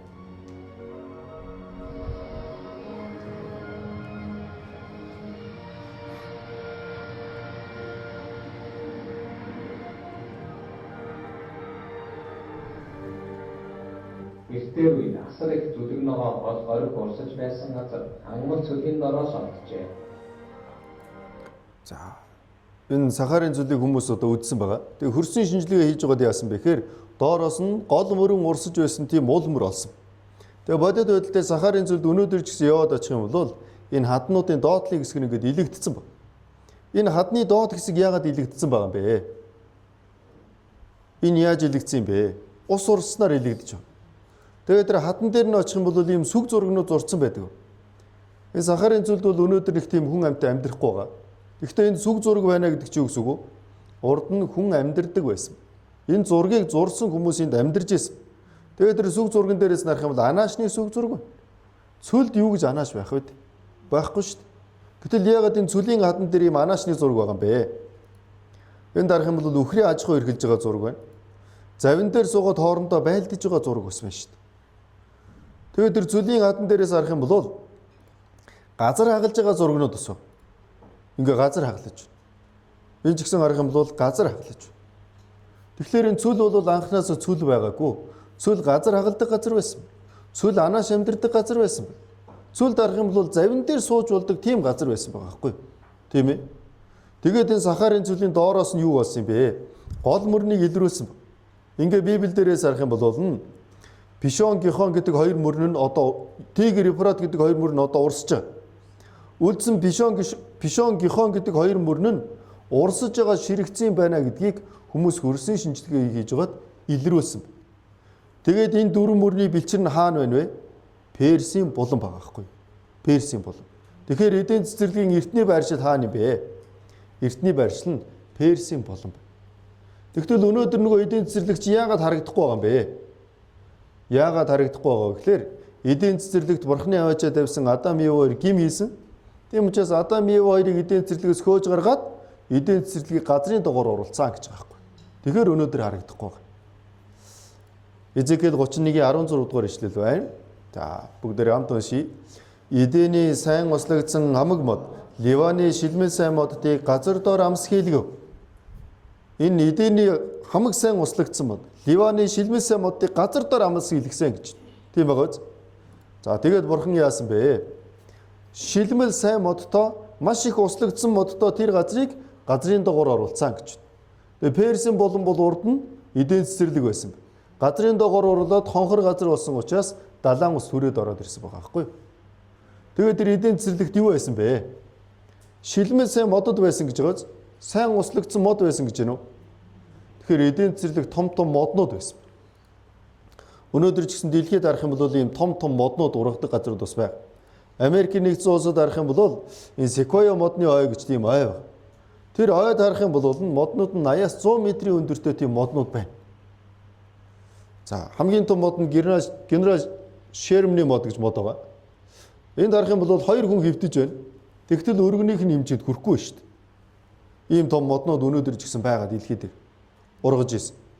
Энэ модыг ингээд холдуулъя гэсэн ч чадахгүй болохоор доогоор нь түнэл гаргацсан баг. Тийм ээ? Энэ ч гэсэн үнэхээр асар том мод. Ийм том моднууд өнөөдөр ч гэсэн байгаа. Харах юм бол энэ Дорногов аймгийн Мандах суманд энэ модны ийм одоо чулуучсан хэсэг ба. Энэ харах юм бол үнэхээр асар том мод байжгаад унаад чулуучсан байж байгаа. Тэгэхээр эдийн цэцэрлэгт яасан бэ гэхээр авраг том моднууд байсан. Тэр том модтой эдийн цэцэрлэгийг газрын доогоор орууллаа. Тэгвэл одоо яах вэ? Тэнд тэгээд алга болох ёсгүй. Маш их хэмжээний ургамал амьтан газар доор орох юм бол тэнд заавал уул мөрөө үлдээх ёстой. Ямар уул мөр үлдээх вэ? Бүгдээрээ харцгаая. Маш их хэмжээний ургамал амьтан байлаа. Том ургамал, том модтой, том амьтадтай байлаа. Тэр газрын доогоор орлоо. Тэгвэл одоо яах вэ? Тэнд уул мөрөө үлдээх ёстой. Тэр уул мөр нь юу вэ? Тэр бол нефт буюу газрын тос юм. Ямарваа нэгэн зүйлийн тосыг ялгаж авахын тулд яадаг вүлээ? Шахах уу? Зүгээр шахвал болох уу? Үгүй. Халааж байгаад шахдаг байхгүй юу? Маш их хэмжээний ургамал амьтан газар доор орлоо. Гүний халуунаар хална шүү дээ. Хөрсний даралтаар шахагдана шүү дээ. Тэгэхээр тэнд юу бий болох вэ? Газрын тос бий болдог. Тэгээ эдийн цэцэрлэг байсан тэр газар тэгвэл одоо юу байх хэвээр вэ? Газрын тос байх хэвээр байхгүй юу? Өөрөөр хэлбэл нефт байх хэвээр байхгүй юу? Гэтэл өнөөдөр бүгдээр тэр одоо энэ харах юм бол энэ Персийн булан байна. Энэ гурвалжин хэсгүүд нь юу вэ гэхээр газрын тос олборлж байгаа хэсгүүд. Тэгтэл нөгөө Персийн булан буюу эдийн цэцэрлэг байсан тэр газар чинь өнөөдөр яаж гинэ вэ? Маш их хэмжээний газрын тос гарч ирж шít. Тэр Персийн буланг харах юм бол ийм илсэн цөл байдаг байгаа. Өнөөдөр яваад очивол илс байж байгаа тэндээс нефт болно гэж байх уу? Байхгүй шүү дээ. Илс ялзрахаар нефт болно гэж байхгүй шүү дээ. Ургамал амьтан ялзарж иж нефт болох хэрэгтэй байхгүй. Тэгвэл маш их хэмжээний тэр газрын тос яагаад энэ Персийн булангаас гарч байгаа юм бэ? Яагаад гэвэл эдийн цэцэрлэг байсан, маш том ургамал амьтад байсан. Тэр нь газрын дор ороод хөрсний гүний халуунаар халаад хөрсний даралтаар шахагдж байгаа учраас тэнд нефт бий болж шít. За энд харах юм бол дэлхийн улс орнуудын нефтийн нөөц гэж тийм байгааз. За харах юм бол газрын тосны батлагдсан нөөц тэрбум тонноор гэж. Дэлхийд нийтдээ 244 тэрбум тонн байна. Тэр 244 тэрбум тонноос 113 нь ойрхот орнодод байна шүү дээ. Энд чинь нөгөө Персийн буланг тойроод байж байгаа улсууд байхгүй. Тэгвэл дэлхийн нефтийн одоо газрын тосны зах зээлийн бараг тал хөв нь Персийн булангаас гараад ирсэн. Яагаад тэрвэ? Тэнд эдийн цэцэрлэг байж байгаад газар дор орсон учраас. Ойлгогдож байна уу? За тэгэхээр Адам Ев хоёрын амьдарч байсан эдийн цэцэрлэг гэсэн үнэхээр байсан юм байна. Үүнийг бид өхөн хангалттай мэдэж болох нэ. Өнөөдөр яваад очих юм бол ийм элсэрхэг газар байгаа. Зарим газраараа чулуурхаг тийм газар байна. Тэгвэл эндээс юу гарч ирж байна вэ? Маш их хэмжээний нефт гарч ирж байна. Тэгээд тэр Персийн болон дээр ч гэсэн яаж гэнэ вэ? Далаа тэнгис дотор хүртэл нефт олборлож байгаа. Энэ нь юуг харуулж өгч байгаа юм бэ? Тэр бол эдийн цэцэрлэгийн эртний байршил юм аа. Газар дор орсон эртний эдийн цэцэрлэг юм аа. Түүнийг нь харуулж өгч байна. За ингээд яасан бэ гэхээр Бурхан хамгийн анх эхлээд хүндрэлтнийг бүтээсэн Адам Ев хоёр байсан юм. Адам Ев хоёроос хүндрэлтэн үүссэн юм. Адам Ев хоёрын амьдарч ирсэн эдийн цэцэрлэг гэсэн байсан юм байна. Үүнийг бид өхөн мэдэж болж байна. Тэгээд Адамаас хойш хүндрэлтэн амьдарсан ба. Адамаас хойш амьдраад Адамаас хойш 10 дахь үеийн Адамын үр өдмөн Ноа гэдэг хүн баг. Ноа гэдэг хүнийг амьдарч явах үед яасан бэ гэхээр энэ дэлхий маш олон хүн амтай болсон. Маш олон хүн амтай болохын зэрэгцээ гим нүгэлж гисэн маш их болсон баг. Тэгээ Библиэрээс харуул Бурхан нэгдүгээр хайрладаг Бурхан. Хоёрдугаарт Бурхан ямар Бурхан бэ? Шудраг Бурхан баг. Шудраг Бурхан.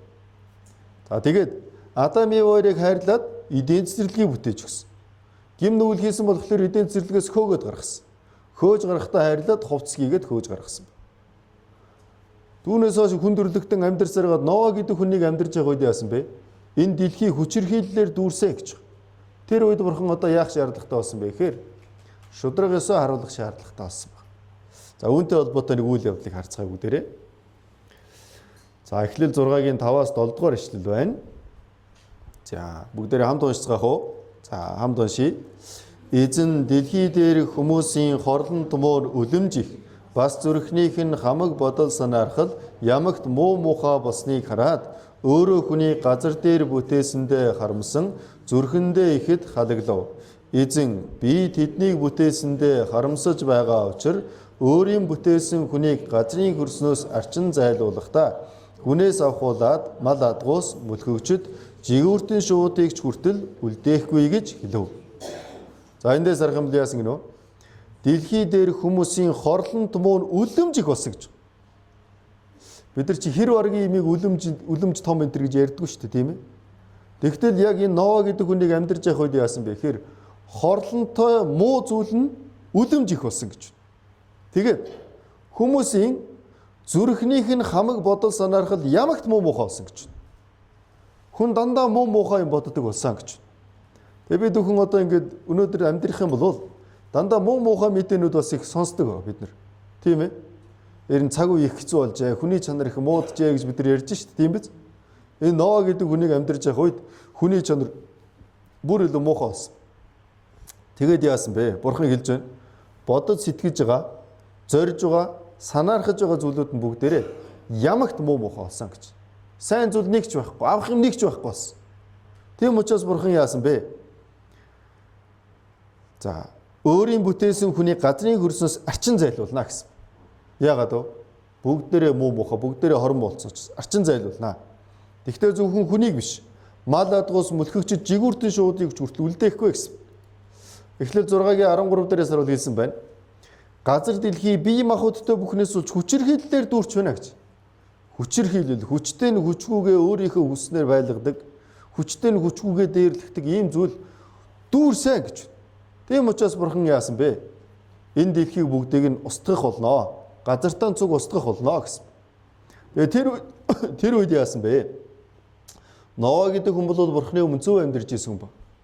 Тэгтэл Бурхан буруу амьдарч байгаа хүн олон байна гэд зөв амьдарч байгаа хүнийг цуг бүгдийг нь устгах ажиж болохгүй зү.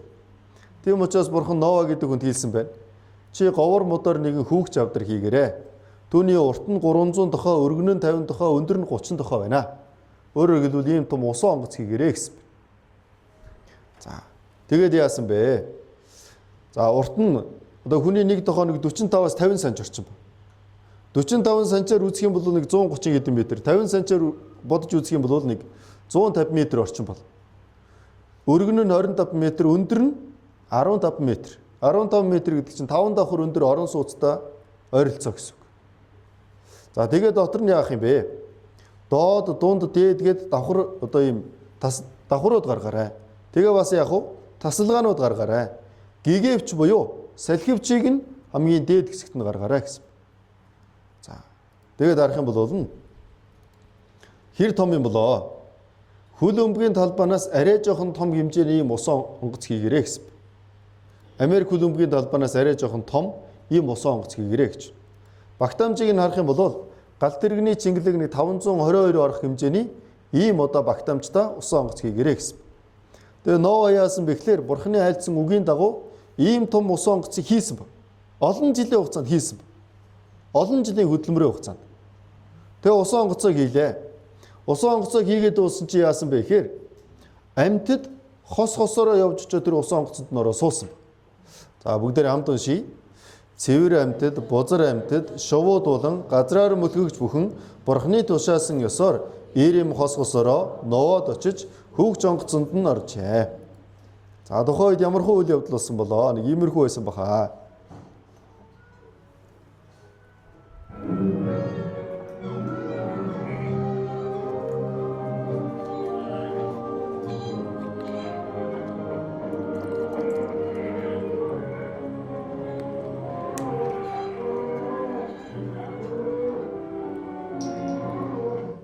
Ингээд яасан бэ гэхээр амьтад нөгөө Ноагийн усан онгоцонд орсон. Дараа нь яасан бэ? Ноа гэдэг хүн 3 хүүтэй байсан байгаа. Шем, Хам, Яфет гээд 3 хүүхэдтэй байсан. 3 хүүтэйгээ эхнэртэйгээ 3 биертэйгээ наймуулаа үерийн улмаас хүүгч онгоцонд оржээ гэж. Тэгэд үүний дараа яасан бэ? Үүний дараа газрын гүний ус маш ихээр оргилж гарч ирсэн нэг талаас, нөгөө талаас тэнгэрийн усны хаалт нэгдээ 40 өдөр 40 шөнө өдөрч дэлхий дээр бороо асгарсан гэж. За, Эхлэл 7-гийн 10-аас 12 дугаар ишлэл байна. За, бүгдээр хамт уншия. Тэгээд 7 хоногийн дараа дэлхийд үерийн ус буув. Ноагийн амьдралын 600 дахь жилийн 2 дахь сард уг сарын 17-ны өдөр их ойргүй гүний бүх улаг садран оргилж тэнгэрийн усны хаалт нэгджээ. 40 өдөр 40 шөнийн турш дэлхий дээр бороо асгарав. Их ойргүй гүний бүх булаг садран оргилсан гэж. Гүний бүх булгууд бүгдээрээ садран оргилсан. Газрын гүний булаг. Доороос. Дээрээс бас яасан бэ? Тэнгэрийн усны хаалт нэгдэж 40 өдөр 40 шөнийн турш дэлхий дээр бороо асгарсан гэж. Бороо орсон гэж бичээгүү. Ховингаар цутгаж байгаа юм шиг сонсч ирсэн үү даагүй. Тэр бороо асгарсан байна. Тэгээд яасан болоо? Дэлхий дээр бороо асгарсан учраас энэ дэлхий дээр зөвхөн хүүгч онгоцон суусан хүмүүс нь амьд үлдээд бусад бүх хүмүүс нь бүгдээрээ насварсан. Бороо ганцхан өдөр ороогүй 40 өдөр шөнийн турш орсон. Тэгээ усан 150 хоног болоо татарсан гэж. 150 хоног гэдэг чинь хэдэн сар вэ? 5 сар орчим болж шít. Хичнээн усан цай сэлдэх хүн байлээсэн 5 сар сэлээд байж байгаа хүн гэж байх уу? Байхгүй шít. Тийм биз? За тэгээд яасан бэ? Дэлхий дээр байсан бүх хүн бүх амьтан бүгд өгцгээсэн. За энэ ишлийг бүгдээр хамт уншия. Газар дэлхий дээр хөдөлж хөлхөгч хамаг мах өдтөн буюу жигүүртэн шувуу, мал адгуус, зэрлэг амьтан, газраар язгнан бужигнагч бүхэн бас бүх өндөрлөгтөн цөм мөхөж үгүй болов. Хуурай газар дээр байдаг хамартаа амин амьсгаатай бүхэн өхөв гэж. За тухайн үед нэг иймэрхүү үйл явдал болсон баха. Бүгдээрээ бичлэгээр харцгаая.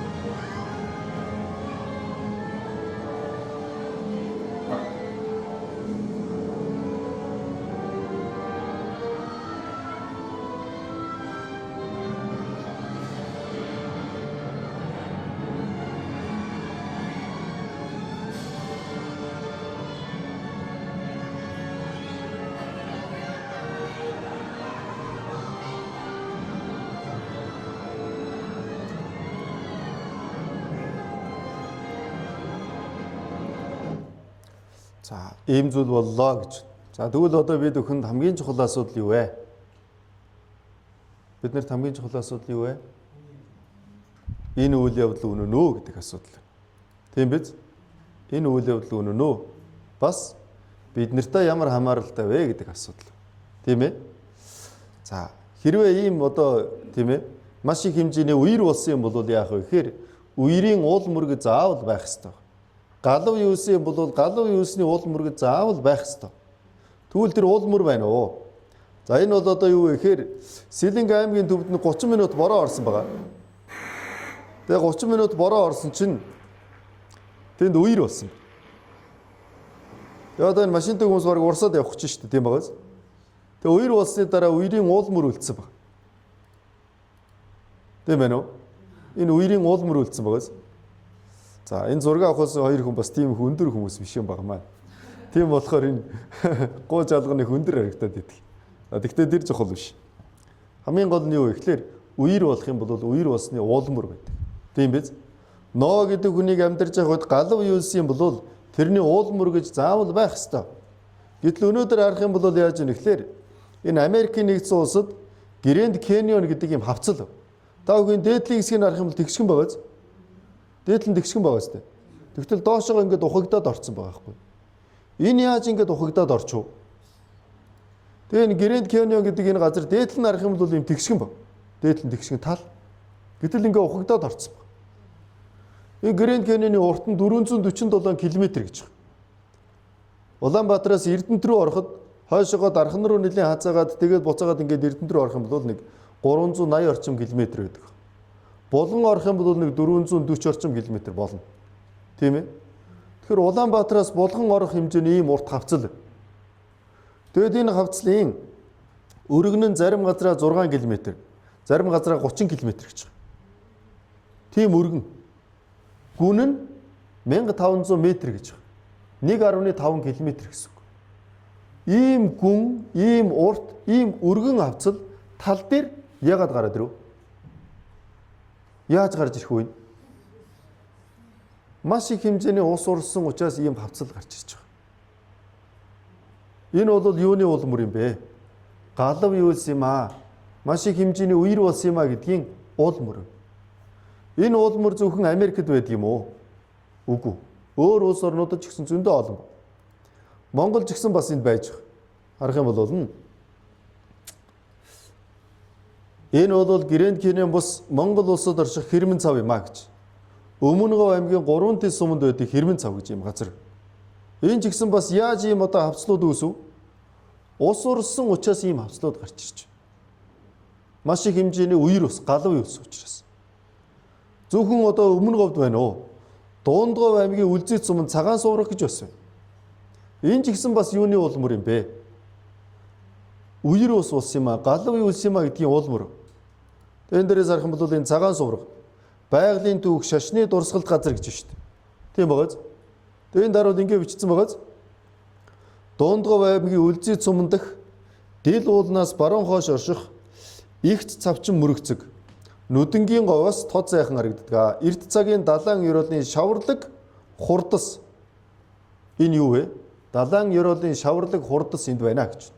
Энэ юу вэ? Дэлхий галав юус юм а гэдгийн уул мөр байгаа хгүй.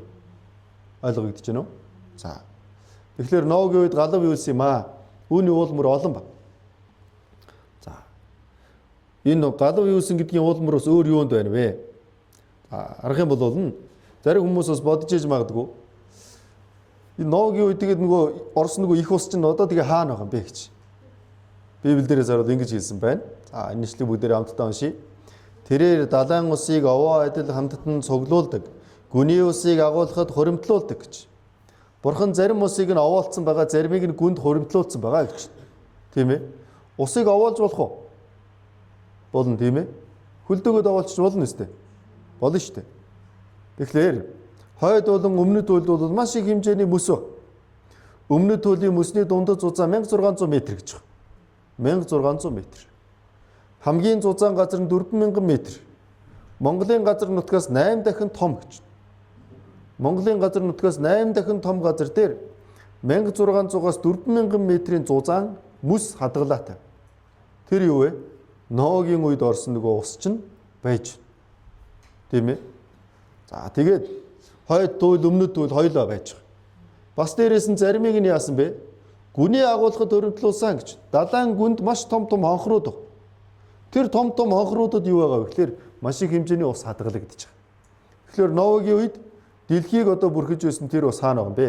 Зарим нь хөлдөө байна, зарим нь далайн гүн ёроолуудад хадгалагдсан байна гэж. Бас Ноагийн үед дэлхий бүхэлдээ усан галавт автсан гэдгийн уулмөр олдож байна. Хаанаас олдож байгаа юм бэ? Өндөр уулнуудын оройгоос чулуучсан олдурыг хэлбэрээр олдож байна. Гимлаа нуруу өмнө нь далайн ёроол байсан гэдэг нь Гимлаа нурууноос олдож байгаа далайн олдуруудаар батлагдж байна гэж. Та бүхэн Гимлаа нуруу мэднэ үстэй тийм ээ? Хамгийн өндөр оргил нь юу вэ? Юу вэ? Эверест тийм ээ? Арай амарх юм асуугаад байна уу? За. Эверестэд манай Монголоос нэг хүн авирж гарсан юм билээ. Хамгийн анх авирж гарсан хүн юм билээ? Өсөх хоёр гэдэг хүн Эверестийн оргил дээр хамгийн анх гарсан баг Монгол хүмүүсээс. Энэ өсөх хоёр гэдэг хүн саяхан бас Гимлаа нуруунд очисон баг. Тэгээ Гимлаа нуруунд очиод яаж ийм гэхээр энэ Гимлаа нуруунд зарж байгаа юмны талаар ингээд бичлэг оруулсан баг. Тэнд юу зарж юм? Далайн амьтдын чулууцсан ясыг зарж байгаа шүү дээ. Тэгэхээр Гимлаа нуруу юу байсан байх нь вэ? Нэг үедээ далайн усан доор байж исэн байх нь шүү дээ. За хамтдаа харцгаая.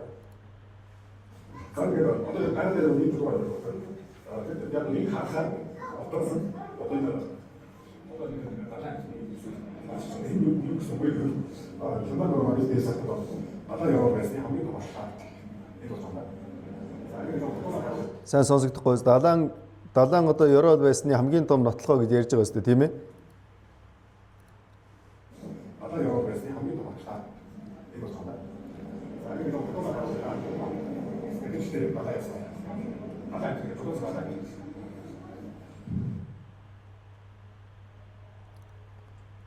Энд харах юм бол Гимлаа нуруунд дээр юу зарж гинөө? Далайн амьтдын чулууцсан яс зарж штт. 8800 м өндөртөө тэр өндөр оргил чинь нэг үедээ юуны дор байсан юм бэ? Далайн дор байсан байх нь штт. Тийм ээ? Гимлаа нуруу чинь хоёр их газар мөргөлдөөд ингээд овоож гарсан уу шүү дээ. Тийм биз дээ? Библиэрээс харах юм бол хамгийн анхандаа бурхан нэг их газар байсан гэж байна. Тэгээ их газар хуваагдсан гэж Библиэлд хэлж байгаа. Тэгээ хуваагдах үед тэвүүд бий болсон гэж байна. Тэгээ тэвүүд бий болоод нөгөө тектоник хавтангууд шилжиж явах хоёр Гимлаа нуруу өөр нэг их газартаа мөргөлдөөд ингээд овоож гарч ирсэн байна. Тэгэхээр энэ Гимлаа нурууноос олдож байгаа чулууцсан яс нь юу хэлж байгаа юм бэ? Дэлхий бүхэлдээ усан галавт автаж яасан юм а гэдгийг хэлж. Зөвхөн Гимлаа нурууноос чулууцсан яс олдож байгаа юм биш. Хаа сайгүй чулууцсан яснууд олон гарч ирдэг. Энэ манай Өвөр ангаа хүн байна уу? Өчтөр нэг хүн байсан тий. Өвөр ангаа аймгийн музейд юу байдаг вэ гэхээр энэ ясны мэлхийний хоёг байдаг. Энэ ясны мэлхий чинь Монгол байгаль дээр байдаггүй шүү дээ. Хүмүүс тийжээдэг болохоос тийм. Гэтэл яагаад энэ ясны мэлхийний хоёг Өвөр ангаа аймгаас олдож гинөө? Манай Монголын газар нутаг чинь ясны мэлхий амьдардаг тийм газар байсан байх нь шүү дээ. Та бүхэн нөгөө Бадам самбуугийн хөтэлдэг гараг гээд нэг нэвтрүүлэг аяллаа цаг лөө. Тийм нэвтрүүлэг үзчихсэн үү? Үзэж байгаагүй юу? Ай. Тэр нэвтрүүлгээр Говьалтай аймгийн Бугад сумд очисон баг. Говьалтай аймгийн Бугад сумд очисон чинь Бугад сумнаас юу олдож ийн гэхээр далайн ёроолд ургадаг нэлцгай биетүүдийн чулууц яснууд олдож байгаа. Тэгэхээр юу гэсэн үг вэ?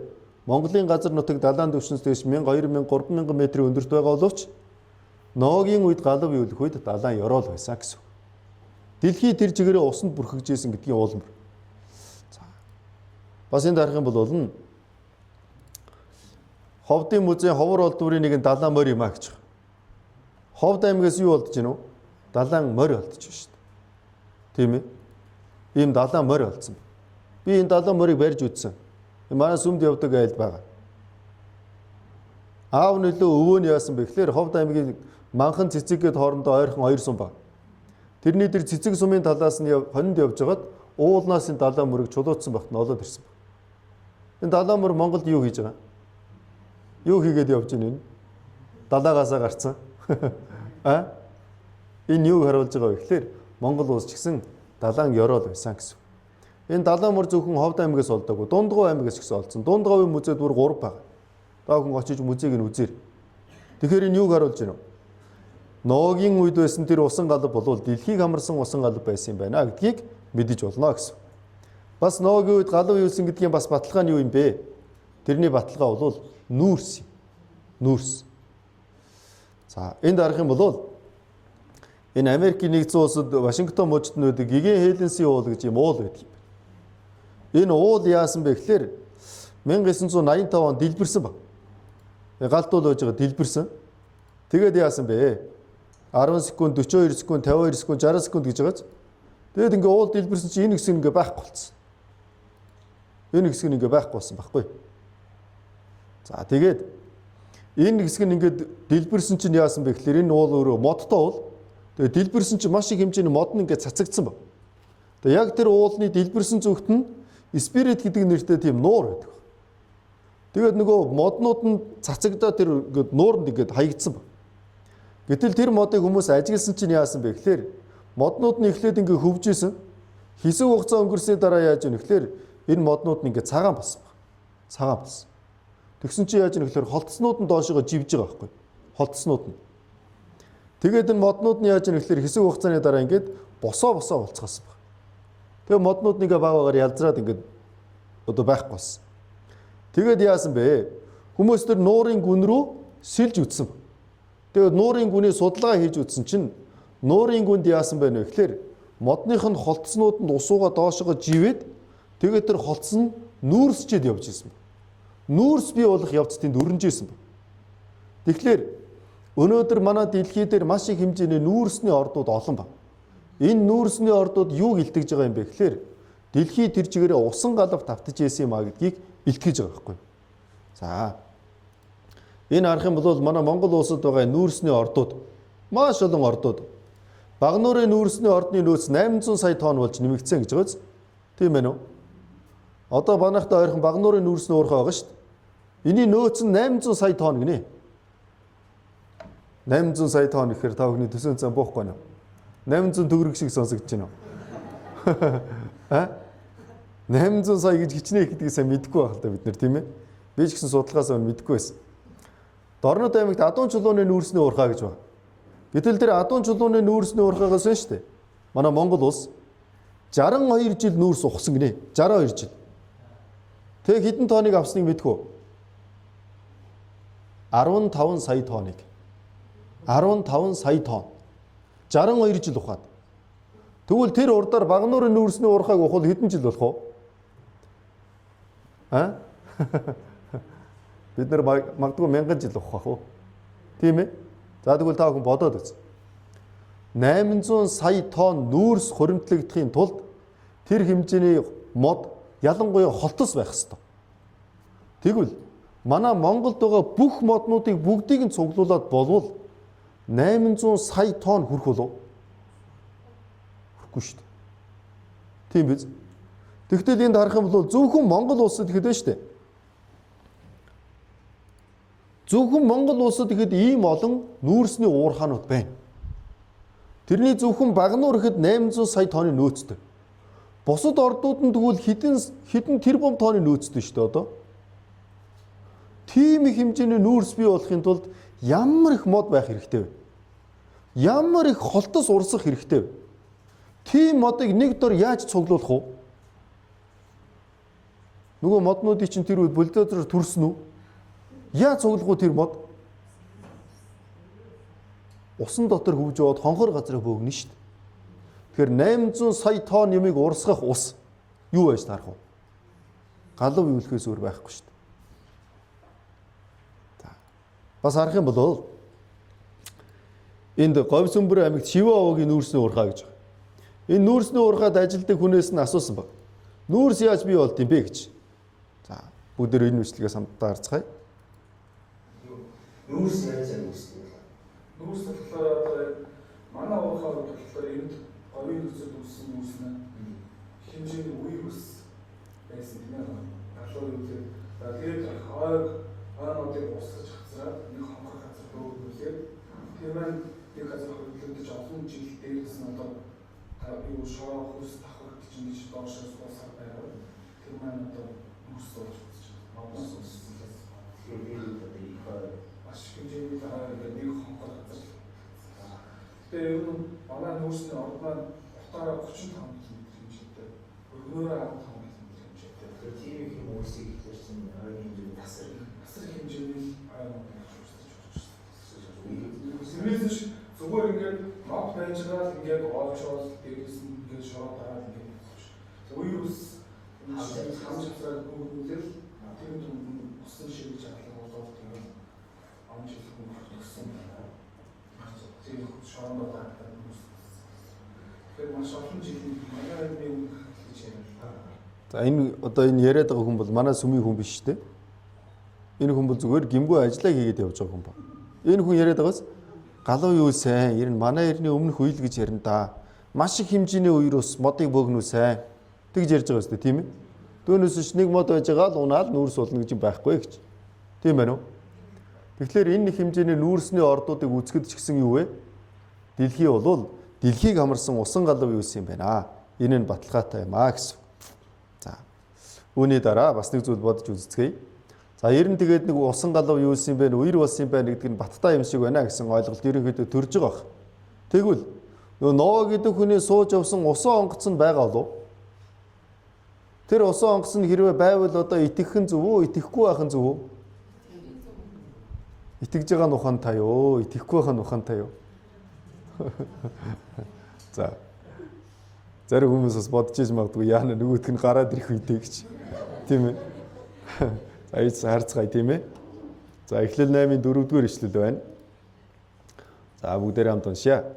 7-р сарын 17-ны өдөр хөвөг жонгоц Арарат уулан дээр тогтов гэсэн. Ноагийн сууж явсан нөгөө усан онгоцыг чинь хөвөг жонгоц гэж байгаа юм л да. Тэр хөвөг жонгоц яасан бэ? Уулан дээр тогтсон гэж. Тэгээд энэ ямар уулан дээр тогтвоо гэсэн чинь Арарат уулан дээр тогтлоо гэж. Тийм ээ. За тэгээд энэ газрын зурган дээрээс харах юм бол Арарат гэдэг нэртэй уул нэрэ байдаг. Энд харах юм бол Арарат уул гэж. Тийм байгаа үстэй. 5165 метрээ гэсэн. Тэр 5000 гаруй метртэй ийм өндөр уул одоо газрын зурган дээр байна. Арарат гэдэг нэртэй уул байна. Тэгээ харах юм бол Турк улсын газар нутагт тэр Арарат гэдэг нэртэй уул байна. Турк, Иран, Азербайджан ийм одоо улс орнуудын хилүүд ингээ хоорондоо ойрхон байдаг. Энэ олон хилийн ойролцоо хэсэгт Туркийн талд нь энэ 5000 гаруй метрийн өндөртэй Арарат уул үнэхээр байж байгаа. Тэгээ тэр уулыг харах юм бол 5000 метрийн өндөртэй уул учраас мөнх цастай уул. Тэгээ хажууд нь бас нэг юм жижигхэн байгааз. Тэгээ энэ баг Арарат уул, энэ их Арарат уул. Англи Библи дээрээс харах юм бол уул гэж нэг тоон дээр хэлээг, уулс гэж олон тоон дээр хэлсэн. Тэгээ энэ Арарат уулан дээр хөвөг жонгоц тогтсон гэж байна. Тэгээд энэ Арарат уулыг маш их олон хүмүүс ажигласан баг. Ажиглах явцад энд Ноагийн сууж явсан хөвөг жонгоц нь байна гэдгийг хүмүүс илрүүлсэн баг. Энд харах юм бол аав хоёр. Энэ аав хоёр Ноагийн хөвөг жонгоц руу онгоц байгаа тэр Арарат уул руу авирсан баг. Авираад яасан бэ? Модны хилтерхийг нь олоод ирсэн баг. Олж ирээд 2-3 газар руу тайраад явуулсан баг. Яг Библиэлд хэлж байгаа говор, өөрөөр хэлбэл хушмад. Яр байхгүй, зөөлөн, тэгээд уян хатан чанар сайтай ийм мод. Ийм мод байна. Тэгээ Библиэлд хэлж байгаа он тололдож гэсэн ойролцоо байна гэсэн. Зөвхөн энэ хүмүүс авираа зогсохгүй, Турк болоод Хонконгийн судлаачид бас яасан бэ? Тэр Ноагийн хөвөг жонгоц байгаа гэсэн Арарат уул руу авирсан. Тэгээ авирч очиод яасан бэ гэхээр мөсөн дотроос модоор хийсэн бүтээц олсон баг. Тэгээ дотор нь бүр орж үтсэн байгаа энэ хүмүүс. Дотор нь яваад орсон чинь энэ өвс байж байгаа. Энд харах юм бол хүний гараар хийсэн зүйлүүд энд гарцаагүй байж байна. Тэр мөсөн дотор яваад ороход яаж гэнэ вэ? Хөлдөө юм дотор гараар тайцсан моднууд байж байгаа. Тэг мөсөн дотор яваад орохлоор энд харах юм бол энэ аалзны тор харагдаж байна уу? Мөсөн дотор амьдэрдэг аалз байхгүй шүү дээ. Гэтэл энэ мөсөн дотор байгаа модон бүтээцэн дотор аалзны тор байна. Энэ юу гэсэн үг юм бэ? Энэ мод чинь аалз амьдэрдэг газар байж байгаад уулан дээр гарч ирсэн гэсэн үг. Тэгээ та бүхэн бодоод үзтээ. Урт нь 300 тохой. Урт нь 150 м. Өргөн нь 25 м. Өндөр нь 15 м. Хөл өмгийн талбаанаас том 522 чингэлэгний багтаамжтай энэ усан онгоцны жин нь 15,000 тонн байна. 15 тонн биш шүү. 15,000 тонн. Нэг машиныг 1 тонн гэж үзвэл 15,000 машины жинтэй гэсэн. 15,000 тонн имийг уулын өрөө дээр авч тавьдаг кран байх уу? Байхгүй. Тэгвэл энэ усан онгоц тэр 5,000 м өндөртэй уулын өрөө дээр яаж гарч ирв? Дэлхийг хамарсан галав юусэн учраас. Ойлгогдож байна уу? За.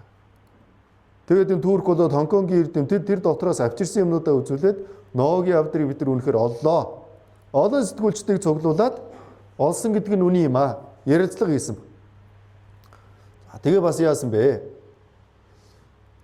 Манай Монголоос ч гэсэн хүмүүс яаж байгаа вэ гэхээр тэр Арарат уул руу их авирж байгаа. Энэ үсэг баяр тэргүүтээ уулчид бас Арарат ууланд авирсан. Энэ яруу найрагч Аюур Зан гэдэг хүн байдаг. Энэ хүн бас яадаг вэ гэхээр энэ тэнд яа судалгаа хийдэг. Тэгэд энэ хүний ярьж байгаа зүйлийг бас бүгдээрээ хамт харцгаая. Яг одоо Кавказыг алдарт бол Араратыг бараа газрыг одоо Арарат бол тэр арай бодбороо ингээд ерөнхийдөө өнөөдөр жоохон униартай нэг тийм сэдвэг биш. Тийм болохоор энэ униар манд бол үлдэх арга чинь энэ их Арарат бол өөрөө маш онцгой. Одоо энэ хавийг ариун бол энэ бидний нэг алдартай дом байдаг. Тэр дом бол ноён цай гэдэг. Тэр бол дэлхийд асар их том үер болоод дэлхий тэр чигээр үер татхад тэр нэг завинд тэр ноён гэдэг хүн бүх төрлийн амьтдаас хоёрыг тэгээд өөрсдийн үр хийгээд тэгээд тэр бүгдийг нэг завинд яг нөгөө завинд тэр үерт ганцаараа хөрсөөр үлдсэн Араратын уулыг оройд тэр зав тогтсон. Тэгээд тэр завнаас хожим гараад хүн төрлөختөн бусад амьд бүгдээрээ дахин шинээр үүсч амьдрал илэрсэн. Хамгийн сонирхолтой энэ Араратын уул маш олон төрлийн судалгаа хийсний дараа яг тийм эртний завны асар том хөлөө усны үлдэгдэл байж болох тийм зүйлийг Араратын уулаас олсон. Бас энэ бол өөрөө их сонирхолтой. За Марко Пологийн алдарт аян замын тэмдэглэл дотор яг энэ Араратын уулын ихээр гарч явдаг тэр замын тухай үүссэн байгаа. Бид нар яг тэр зам дээр одоо зогсож байна. Тэр Араратын уулын тухай өдөр гардаг торон замын тухай ярихдаа мөн Библиэд дурдсан нөгөө ноёгийн том завны тухай бас орсон байна. Тэгэхээр бид нар одоо яг Марко Полог явж өнгөрсөн тэр замаар явж байна. За энэ хөгөлж байгааз маш том усан онгоцны үлдэгдэл байж болох зүйлийг илрүүлсэ гэж. Тийм ээ. Тэгээд Марко Поло ч гэсэн тэр усан онгоцны үлдэгдэл байсан зүйлийг байдгийн байна гэдгийг бас тэмдэглэсэн байдгаа гэж. Тэгээ Марко Пологийн явж исэн зам дээр бид нар одоо зогсож байна гэж. Тэгэхээр Ноагийн үед Ноагийн сууж байсан усан онгоцны үлдэгдлийг олсон баг. За бас нэг бодож үзэх зүйл юу вэ гэхээр түрүү үеинд гарсан байгаа. Тэр усан одоо галав хизээ бий болсон юм бэ? Ноагийн амьдралын 600 дахь жилд болсон гэж. Энийг харахаар хүмүүс бас жоохон итгэхгүй хэцүү санагдаад 60 наслах хэцүү байхад 600 нас гэдэг юм аа. Тийм ээ? Нэг тэг нэмэгдсэн биш үстэй гэж бас жоохон бодогдож магадгүй. Тэгээгүй. Библиэл дээрээс харах юм бол 600 нас гэсэн баг. Тэгээд энэ 600 нас гэдэг нь бодиттой үнэн үйл явдал. Библиэл дээр байгаа хүмүүсийн насыг үзэх юм бол 600 хамгийн одоо өндөр насаас хүмүүс нь бүр 969 наслсан баг. Метусела гэдэг хүн 969 наслсан баг. Тэгээ Ноагийн амьдралын 600 дахь жилд одоо ийм галав юусэн. Ноа цаашлаад 950 наслсан баг. Тэгээ Ноагийн үед галав юусэн тэрнээс хойш хүмүүсийн наснууд багассан баг. Шем 600, Арпахшад 438, Пелег 239, Авраам 175, Исаак 180, Яаков 147, Мосе 120, Йошуа 110, Давид 70 гэдэг. Ингээд хүмүүсийн нас нь багассан баг. Энэ яагаад энэ Ноагийн өмнө болохоор 900 гаруй наслж байгаад Ноогоос хойш ингээд хүмүүсийн наслал багасч байгаа. Тэр нь бас шалтгаантай. Библиэл дээрээс харах юм бол хамгийн анх бурхан одоо тэнгэр газрыг бүтээсэн байгаа. Тэр үед яасан бэ? 2 газар ус байсан гэж. Эхлээд 1-7 дээрээс харах юм бол ингэж байна. Бурхан ингэж окторгууг бий болгоод окторгуун дээрх уснаас окторгуун доорх усыг салгасан гэж. Тэгэхээр Ноаг амьдарч байсан тэр үед яасан бэ гэхээр окторгуун доор далайн ус байсан. Бас окторгуун дээр ус байсан гэж. Дэлхийн гадна талаараа усан бүрхүүлтэй байсан. Одоо бол ганцхан озоны давхарга бид нарыг хамгаалаад байгаа. Гэтэл Ноагийн үед яасан бэ гэхээр усан бүрхүүл гадна талаар нь байсан гэж. Тэгээд Библиэл дээрээс харах юм бол яасан бэ? Ноагийн амьдралын 600 дахь жилд Тэнгэрийн усны хаалт нээгцээ гэж байна шүү дээ. Тэгээд тэргүй усан бүр хөлөнд дэлхий рүү ороод ирсэн баг. Тийм учраас дэлхий яасан бэ? Галав байсан. Тэгэхээр Ноагоос өмнө болохоор дэлхийн гадна усан давхрахтай байсан. Усан давхрахтай байх юм бол яах юм бэ? Хүн урт наслах боломжтой. Яагаад вэ? Нарнаас ирж байгаа хортой туяанууд. Тэрийг усан давхраг байх юм бол хортой туяыг нь буцаагаад хүнд хэрэгтэй туяанууд нь орж ирэх боломжтой. Тэгхийн бол хүн яах вэ? Урт наслах боломжтой. Дэлхийн гадна талаараа усан давхрагтай байх юм бол бас яах вэ? Дэлхий тэр чигээрээ дулаахан байна гэсэн. Дулаахан. Хүний хөгшрөлтөд маш их нөлөөлж байгаа зүйлүүд байна. Юу байна вэ? Нарны туяа байна. Өөр бас нэг зүйл байна. Халуун хүйтний зөрөө. Халуун хүйтний зөрөөнөөс болоод салхи их салхилдаг. Энэ мэдчлэн зүйлүүд хүний одоо хүн хурдан хөгшрөхөд нөлөөлж байгаа. Тэгэхээр энэ усан давхраг байсан учраас дэлхий тэр чигээрээ дулаахан байсан. Тийм учраас яасан бэ? Хүн тэр үедээ 900 наслах боломжтой байсан. Энэ 66 настай жолооч байгаа. Нэгдлийн нүүр нь 86 настай, нөгөөдлийн нүүр нь 66 настай. Юунаас болоод тэр үү? Нарны туяанаас болоод тэр. Энэ хүүхдүүдийг харах юм бол 11 жил дээврийн өрөөнд хоригдсон хүүхдүүд гэж байна. Гэтэл энэ хүүхдүүд 11 настай юм шиг харагдаад байна. Гэхдээ 11 жил хоригдсон хүүхдүүд. Зарим нь өөр 20 морин настай хүүхдүүд. Тэгэхээр харанхуй газар байх юм бол яах вэ? Нарны туяанаас хол байх юм бол яах вэ? Хөгшрөлт удаан явагдана гэсэн. Тийм болохоор нүүр үрчихгүй гоё арга зааж өглөө шүү. Яах нь вэ? Харанхуй өрөөнд л байгаад байх нь шүү дээ. За. Тийм учраас юу гэсэн үг вэ? Ноагийн өмнө яасан бэ? Дэлхийн гадна талаараа усан бүрхүүлтэй байсан учраас амьдрахад орчин сайхан байсан. Туяануудыг нь бүгдийг хаагаад өгчдөг байсан. Тийм учраас урт наслах боломжтой байж. Харин Ноагийн үед Тэнгэрийн усны хаалт нэгдээд усан бүрхүүл нь ороод ирсэн. Тэгээд галуу юусэн учраас тэрнээс хойш хүмүүсийн наслалт богинохон болсон гэж. За тэгвэл бас бүгдээр нэг хэдэн зүйлийг жоохон бодож үзцгээе. За. Эхлэл 2-ын 5 дугаар ишлэл байна. За хамт уншийе. Эртний дэлхийг хилтрүүлэлгүйгээр харин итгэл сүсэггүйчүүдийн дэлхий дээр уяр буулгахдаа зөвхт байдлыг тунхаглагч Ноаг наймууланг нь хамгаалсан бол. За эртний дэлхийг хилтрүүлээгүй гэж шүү дээ. Тийм байгааз. Энэ хизээний дэлхийг хэлж гинөө? Ноаг амьдарч явах үеийн дэлхийг хэлж байгаа байхгүй. Тэр үеийн дэлхийг хилтрүүлээгүй сүрүү сайн. Сүрүүлэхдээ яасан бэ? Ноа гэдэг хүнийг хамгаалсан юм а гэж. Тэгээд энэ Ноа гэдэг хүний тухайн тодорхойлолт нь гарсан. Ноа гэдэг хүнийг зөвхт байдлыг тунхаглагч Ноа гэсэн. Тэгэхээр Ноа тухайн үедээ ус онгоцоо барихын зэрэгцээ бас хүмүүст юм ярьдаг байсан байх нь. Ярьдаг байсан байх нь шүү дээ. Юуны тухай ярих вэ? Та нар гим хийгээд байгаа болохоор сүрэх гээд байна. Тийм биз? Амьд үлдээ гэвэл ус онгоцонд ороо суу гэд ярьдаг байсан байгаа шүү дээ. Тийм байна уу? Тэгэхээр Ноа яадаг байсан бэхээр тухайн үедээ ярьдаг байсан. Зөвхт байдлыг тунхагладаг байсан. Та нар буруу юм хийгээ шүүгдэх гээд байна. Гарахын тулд ус онгоцонд надтай зогсоо гэд ярьдаг байсан байгаа байхгүй. Тэгтэл тухайн үед Ноа хідүүлээ ус онгоцонд орсон байхээр өөрөө их нэртэйгээ 3 хүүтэйгээ 3 бэртэйгээ наймуулаа. Тийм учраас энд хэлж байна. Зөвхт байдлыг тунхаглагч Ноаг наймууланг нь хамгаалсан гэж. Тэгэхээр Ноа тэр үедээ хүмүүст хэлсэн байгаа. Хүмүүсээ галуу юул гэж шүү гэж. Тэгтэл ус онгоцонд наймуулахнаас ус бус нь бүгдээрээ өгсөн баг. Тэгвэл тэр хүмүүс бурхан харгас учраас өгсөн болов. Өөрөөсөө зүрх сэтгэл нь хатуу учраас өгсөн болов. Сэтгэл нь хатуу учраас. Хэр бараг ийм тоодгүй учраас. Өөрөөр хэлбэл ойшоодгүй учраас. Тэр хүмүүст буруу юм хийсэн ч гэсэн амьд гарах боломж байсан. Амьд гарахын тулд яавал болох вэ? Ус онгоцонд ороо суучихд болно шүү дээ. Ус онгоцонд ороо суух хэцүү юу? Хэцүү юу? Юу өстө ус онгоц руу яаж ард суунаа тийм хэцүү юу? Үгүй шүү дээ. Алхаад ороход болно шүү дээ. Тийм биз? Тэр хүмүүс амьд үлдэх зам нь амархан байсан. Тэгтээ өгөхөцгээс юунаас ойшоогоогүйгээсээ болоод. Өөрсдөөсөө болоод.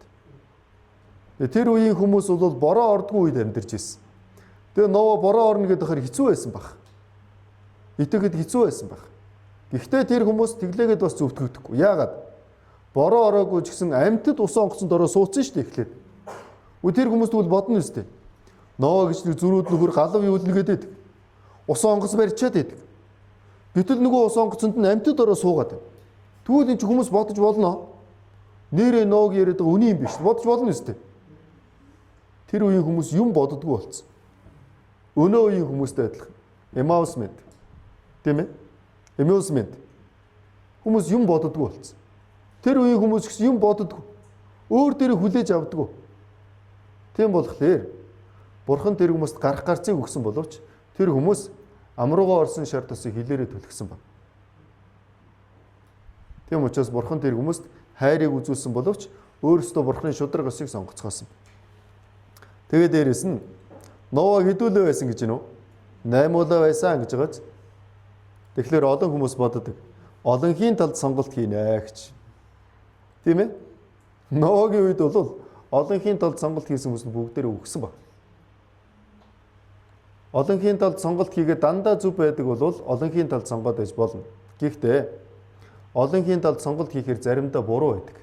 Ялангуяа хүн зөв амьдрах, гим нүглээс хол байх, Бурхантай холбоотой зүйл дээр олонх ихэнхдээ буруу шийдвэр гаргадаг. Цөөнх нь оновчтой байдаг. Баримт нотлоготой талд нь сонголтоо хийх ёстой байгаа. Тийм учраас олонхийг дагаад яваад манай монголчууд чинь цөөхөн хүн сүмд явд юм байна. Энэ сүмд цөөхөн хүн явд юм байна. Энэ сүмд чинь 8-аас илүү олон хүн явж байна. Тэр үед бол дэлхий бүгдээрээ сүрэхэд 8 хүн амьд үлдсэн байна. 8 хүний ч зүв байж болно гэсэн үг. Үүний дараа Эхлэл 7-гийн 16 дугаар ишлэл байна. За бүгдээрээ хамт уншийе. Орсон болгоно нь бие махбодтой бүхний иремүүд байв. Новод Бурханы тушаасан ёсоор тэд хөвгч онгоцонд орсонд эзэн араас нь хаажээ. За хаалгыг нь хэн хаасан байна уу? Бурхан хаасан багаз. Бурхан тэр хаалгыг нээлттэй байлгасан үе байгаа байхгүй юу? Гэтэл яасан бэ? Нээлттэй байх үед нь хүмүүс суугаагүй. Амьтдыг хараад суугаагүй. Гэтэл одоо дараа нь яасан бэ? Бурхан хаацсан баг. Тийм учраас бороо нэгэнтээ ороод ихэлсэн тэр үед хаалга нэгэнтээ хаагдсны дараа хинч нэмж сууж чадаагүй. Ноагийн үед амьдарч ирсэн хүмүүс 100% Бурханд итгэсэн шүү дээ. 100% итгэсэн. Зарим нь хаалга хаагдахын өмнө итгээд орсон. Амьд үлдсэн. Зарим нь хаалга хаагдсны дараа уучлаараа Бурхан минь оройдсон байна гэд итгэсэн. Бүгд өгцгөөсөн. Энд сууж байгаа та бүхэн 100% Бурханд итгэнэ. Зарим нь хаалга хаагдахын өмнө итгэнэ, амьд үлдэнэ. Зарим нь хаалга хаагдсны дараа уучлаараа Бурхан минь оройтчихжээ. Тэгвэл мөнхөд хаягдана гэсэн үг. Үхлийн дараах ертөнцид Бурханд үл итгэдэг хүн нэгч байхгүй. Та бүхэн үхээд үтсэн ч нэрээ Бурхан байхаар тэр үед угаасаа байгаа юм чи итгэж таарнаад. Тэр үедээ та бүхэн битгий тэгж харамсах хүмүүс болцгоо. Оройтсныг Бурхан хүлээж авдаг. Бурхан боломж олгодог. Гэтэ боломжийг бас Бурхан хаадаг Бурхан байна. Бурхан боломж олгодог хайрын Бурхан. Бас олгосон боломжийг нь өсөглөөд байх юм бол хаадаг шудраг ёсныч Бурхан байна. Үүний дараа бас нэг зүйлийг бодож үзье. 2 дугаар Петр 3-ын 6-аас 7 дугаар ишлэл байна. За бүгдээ хамт уншийе. Тэр үеийн дэлхий усан галавт автан устгагдсан аж. Харин өнөөгийн тэнгэр ба газар нь түүний үгээр байгаа бөгөөд галд зориулагдсан оршиж улмаар шүүлтийн өдөр ба итгэл сүсэггүй хүмүүсийн сүрлийн төлөө хадгалагдаж байна. Тэр үеийн дэлхий усан галавт автсан. Ноог амьдарч байгаа үеийн дэлхий усан галавт автсан байна шүү дээ. Өнөөдөр бидний амьдарч байгаа үеийн дэлхий ямар галавт автна гинэ? Галан галавт автнаа гэсэн. Та бүхэн угаасаа багтаа сонсч ирсэн байх тий. Би хөдөөний малчин айлын хөхт байхгүй юу? Намайг бага байхад манай аав ээж усан галав юулсын гэлээ дахиад юулах гэж байгаа юм шүү дээ. Галан галав юулахын гэлээ шүү зөндөө ярьж байхыг би сонссон. Эмээ өвөө бол бүр их ярьж ирсэн. Та бүхэн жаахан чагнасан болоо ярихыг сонсч ирсэн баг. Яагаад тэрвэ? Библиэлд усан галав юулсан үнэ? Галан галав юулнэ гэд бичсэн баг. Тэр Ноог амьдарч байх үед бол усан галав юулсан. Яагаад усан галав юулсан бэ? Гим нүглээс болоод усан галав юулсан баг. Өнөөдөр бидний амьдарч байгаа энэ үе бол үнэхээр энэ гим нүгэл Ноагийн үетэй харьцуулахын аргагүй их болсон. Тийм учраас Бурхан галан галав юулах гэж байна. Гайгүй боломжийн байх юм бол усаар угаагаа цэвэрхэн болчихно. Усаар угаахад цэвэрлэхийн аргагүй бол галаар цэвэрлэхээс өөр аргагүй бол. Тийм биз? Тэгэхээр Бурхан хойшдоо яах юм? Галан галав юулнэ гэж байна. Усан галав юу гэх үед бол далайн загснууд амьд үлдсэн баг. Галан галав юу гэх юм бол далайн загс хүртэл үлдэхгүй гэсэн. Би дагунд уншиж өгье. Би газрын гадаргаас бүх зүйлийг бүрэн арчих болно гэж эзэн тунхаглаж байна. Би хүн ба амьтныг бүрэн арчих болно. Би тэнгэрийн шувуудыг, далайн загснуудыг, балгасуудыг гин бурууттай хамт бүрэн арчих болно. Би газрын гадаргаас хүнийг таслана гэж эзэн тунхаглаж байна. Усан галав юу гэхэд бол усанд амьдардаг амьтад үлдсэн. Галан галав юу гэх юм бол усанд амьдардаг нь үлдэхгүй гэсэн. Тэгээд тэр галан галав нь юу байх юм болоо? Тэр галан галав нь бид өхний амьдарж байгаа энэ үед айл хэдийн бэлтгэгдсэн. Юу байна вэ гэхээр цүмийн зэвсэг гэж юм. Өнөөдөр манай дэлхий дээр харах юм бол маш их цүмийн зэвсэг. Энэ цүмийн зэвсэг хэр их байна вэ гэхээр дэлхийг 100 удаа шатааж чадах цүмийн зэвсэг байна гэж. Тэгээд дэлхийг хэр хугацаанд нэг бүтэн шатаах вэ гэсэн чинь 30 минутанд нэг бүтэн шатаана гэж. 30 минутын дотор. Орос улсад цүмийн зэрэг төшөө 33 мянга. Герман 6400 байна. Америк нэгдсэн улсад 23750 байна. Энэ бол албан ёсны тоо шүү. Энээс нууцаар бас олон баг. Эдгээр бүгдээрээ дэлбэрүүл яах вэ? Манай дэлхий 100 удаа шатах цүмийн зэвсэг баг. Та хүн Трампыг ч юм уу, эсвэл Путиныг ч юм уу, Ши Жинпинийг олон улсад айлчил хийгээд явж байгааг нь хараад хажууд нь цүнх барьцсан хүү явж байгаа. Хар цүнх барьцсан хүү явж байгаа. Тэр юуны удирдлага вэ гэхээр цүмийн зэвсэг харвах удирдлага байхгүй юу? Тэгэхээр одоо юу гэсэн үг вэ? Өөр улсад явж байхад нь асуудал гарсан ч тэндээс цүмийн зэвсэг харахад бэлий явж шít одоо. Ойлгогдож байна уу? Яг одоо ном сумаа татаад тавихад бэлэн болцсон гэсэн үг. Хизээл бол хизээ тавихад бэлэн. Зарим нь бас бодож иж магадгүй. Тэгвэл хамгийн их цүмийн зэвсэгтэйг нь устгах чил да. Тэгвэл гайгүй болчих юм шүү гэж. Хамгийн их цүмийн зэвсэгтэйг нь Оросыг бүгдийг бөмбөгдөө хийчих. Тэгвэл цүмийн зэвсгийн дай гарахгүй болов. Тэглээж гарна. Яагаад вэ?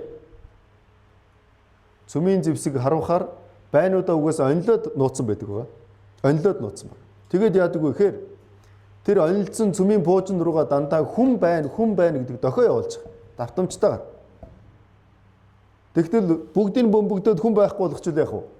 Хүн байна гэдэг дохио очихо болно. Тэгэх юм бол нөгөө цүмийн буужин чинь нэг сануулаад тэгээд байруугаа харав. Угаасаа манай дэлхий яасан бэ гэхээр галан галав юу гэхэд бэлэн болсон баг. 1945 онд Хирошима, Нагасаки гэдэг хоёр хотод атомын бөмбөг дэлбэрсэн байгаа. Энэ бол арай жоохон бүдүүлгэн, арай жоохон дээр үеийнхэн.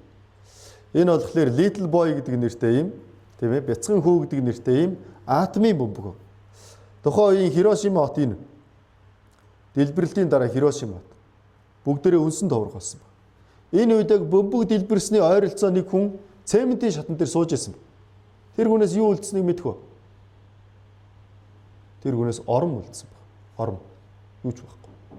Ором. Нагасаки гэдэг хотноос одоо бөмбөг дэлбэрсэн байгаа.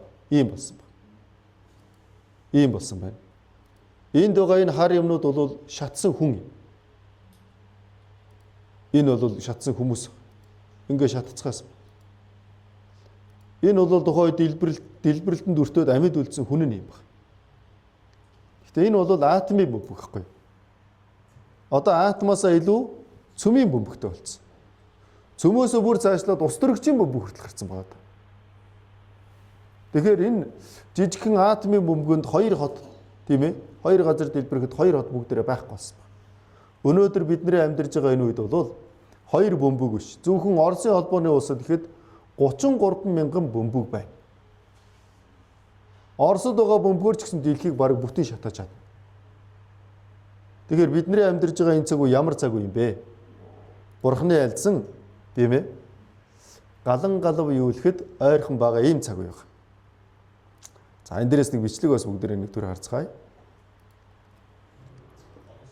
1945. The Nagasaki nuclear explosion. August 6, 1945. The Hiroshima nuclear explosion. Since these World War II attacks, nuclear weapons have become Цөмийн бөмбөг улам илүү хүчтэй болсоор байна. Хирошимагийн бөмбөг 15,000 килотон дэлбэрсэн. 1 kiloton equals the explosive power of 1,000 tons of TNT. If it was detonated in New York City's Times Square, this is what it would look like. The radius of the affected area would be almost a mile long. This yellow circle indicates the radius of the explosion's fireball. Within the red circle, fatalities are near 100%, and all concrete structures are damaged or demolished. Within the gray circle, most residential structures are destroyed, and there are massive injuries and fatalities.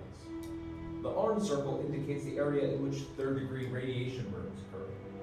But the sheer destructive power of that explosion pales in comparison to the largest thermonuclear weapon currently in the United States arsenal, the B-83. Created in the late 1970s, 1970 оны сүүлээр бүтээгдсэн B-83 1200 килотонн хүчтэй дэлбэрэлт үүсгэж чадaltaй. which is 8 Та бүхэн одоо нөгөө Хирошимагийнхаа бомбыг хардаа. Энэ жижигхэн хөөрхөн юм болсон байгааз. Энэ хөөрхөн чинь 135 мянган хүний аймнаас авч одсон шүү дээ. Тэгтэл одоо энэ B-83 ямар байна вэ? За дахиад жоо харцгаая бүгд. and the Hiroshima explosion. That's the explosive power of 1.2 сая тонн тесрэг хүчтэй. If dropped on New York City, the radius of the affected area would be over 7 miles. Then, there's the 1954 Operation Castle Rock, the largest nuclear bomb ever tested by the United States. It produced a 15,000 kiloton explosion, which is over За одоо та бүхэн хардаа. B-83 чинь жижигхэн болсон байгааз.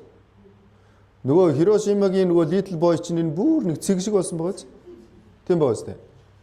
А тэгэхээр энэ бол ерөөсөө хөрдөх асуудал биш. Энэ бол ерөөсөө инех асуудал биш. Библиэл дээрээс харах юм бол Ноагийн үед усан галав юу сайн. Төгсгөлийн үе болох юм бол галд зориулагдаад байж байгаа галаар устсан шүү гэсэн. Бид өхний амьдарч байгаа үе бол аль хэдийн галнууд нь бэлэн болсон. Тэр галнуудыг харанхуйч гэсэн бэлэн болсон. Бид өхөн тун удахгүй бид нар ирнэх онцгой үед амьдарч байгаа хүмүүс. Биднээс өмнө амьдарч байсан хүмүүс хоорондоо уцаар ярьж байгаагүй. Биднээс өмнө цаг үед амьдарч байсан хүмүүс бие биенийхээ царайг хараад нэг твий нөгөө өнцгөөс хоорондоо ярьдаг байгаагүй. Тийм биз? Бид нар ирнэх онцгой үед амьдарч байгаа хүмүүс. Тийм учраас бид нар магадгүй энэ цөмийн зэвсгээр дэлбэрэлт болох энэ юмыг үзэх байх. Бидний үр хүүхдүүд ачцээ биш. Бид нар өөрсдөө энэ сууж байгаа бид нар. Ноагийн үед усан галав юулнэ гэсэн. Тэнгэрт усан давхарх нь бэлэн байсан баг. Бидний үед галан галав юулнэ гэсэн чинь цөмийн бөмбөгнүүд нь аль хэдийн бэлэн болсон баг. Яг Библиэл дээр бичигдсэний дагуу бүх зүйл болж байгаа. Тэгэхээр бид бүхэн нэг зүйлийг жоохон бодож үзэх хэрэгтэй. Түүх гэдэг бол давтагддаг, сургамжтай байдаг. Дуулууртай байх юм бол ерөөл байдаг. Дуулуургүй байх юм бол Бурхны шударгаас илчлэгддэг. Бурхан шүүдгээ гэсэн. Ноа гэдэг хүн амьдарч байсан байгаа. Тэр үед бол усан галав байсан. Одоо өнөөдөр бид бүхэн амьдарч байна. Тийм ээ? Ноагийн үед усаар шүүсэн, бид бүхний амьдарч байгаа энэ үед галаар шүнэ. Усан галваас гарах гарцыг нь Бурхан бэлдэж өгсөн. Тэр бол авдар буюу хөвгч онгоц байсан. Бид бүхний амьдарч байгаа энэ үед бол галаар шүнэ гэж. Бид нар тэгвэл одоо юу руу орох вэ? Модон юм руу яваад орвол нөгөө модтойгоо зүг шатанда. Газар ухаад орвол газартайгаа зүг шатанда. Тэнгисийн гүн рүү явах юм бол устайгаа зүг буцланда. Одоо бид нар юу руу орох вэ? Одоо бид бүхэнд гарах гарц нь юу юм бэ? Есүс Христ. Тийм учраас энэ семинарыг та бүхэн дуусна сонсож үзэх хэрэгтэй. Тэгээ Библиэл дээрээс харуул ингэж байна. За. Өнөөдрийн сүүлчийн ишлэл байна. Хамтдаа уншъя. Гэвч эзний өдөр хулгайч мэт ирэх болно. Тэгэхэд тэнгэр нүргэн өнгөрч язгуур юмс гал тайлах бөгөөд газар ба түүн дээрх бүх үйлс шатна. Энэ бүхэн тийм устгагдах учраас ариун байдал ба итгэл сүсэг дотор та нар ямар шүү байх ёстой вэ? Язгуур юмс гал тайлнаа. Язгуур юм гэдэг чи юу юм? Хамгийн язгуур зүйл нь элементүүд байхгүй юу? Элемент. Өөрөөр хэлбэл аливаа зүйл элементэнтэй хүртэл шатнаа гэсэн үг. Юу ч бүгдээрээ үнсэн товрог болно гэсэн үг. Тэгэд энэ газар дээр байгаа бүх зүйл бүгдээрээ шатнаа гэж. Энэ үнэхээр болох юм байна. Боломжтой юм байна гэдгийг бид нар харж байна. Тэгвэл энд асууж штэ. Та нар ямар шүү байх ёстой юм бэ гэж. Одоо ингэ шатна гэдгийг нь мэдчихэ. За шатах юм байна.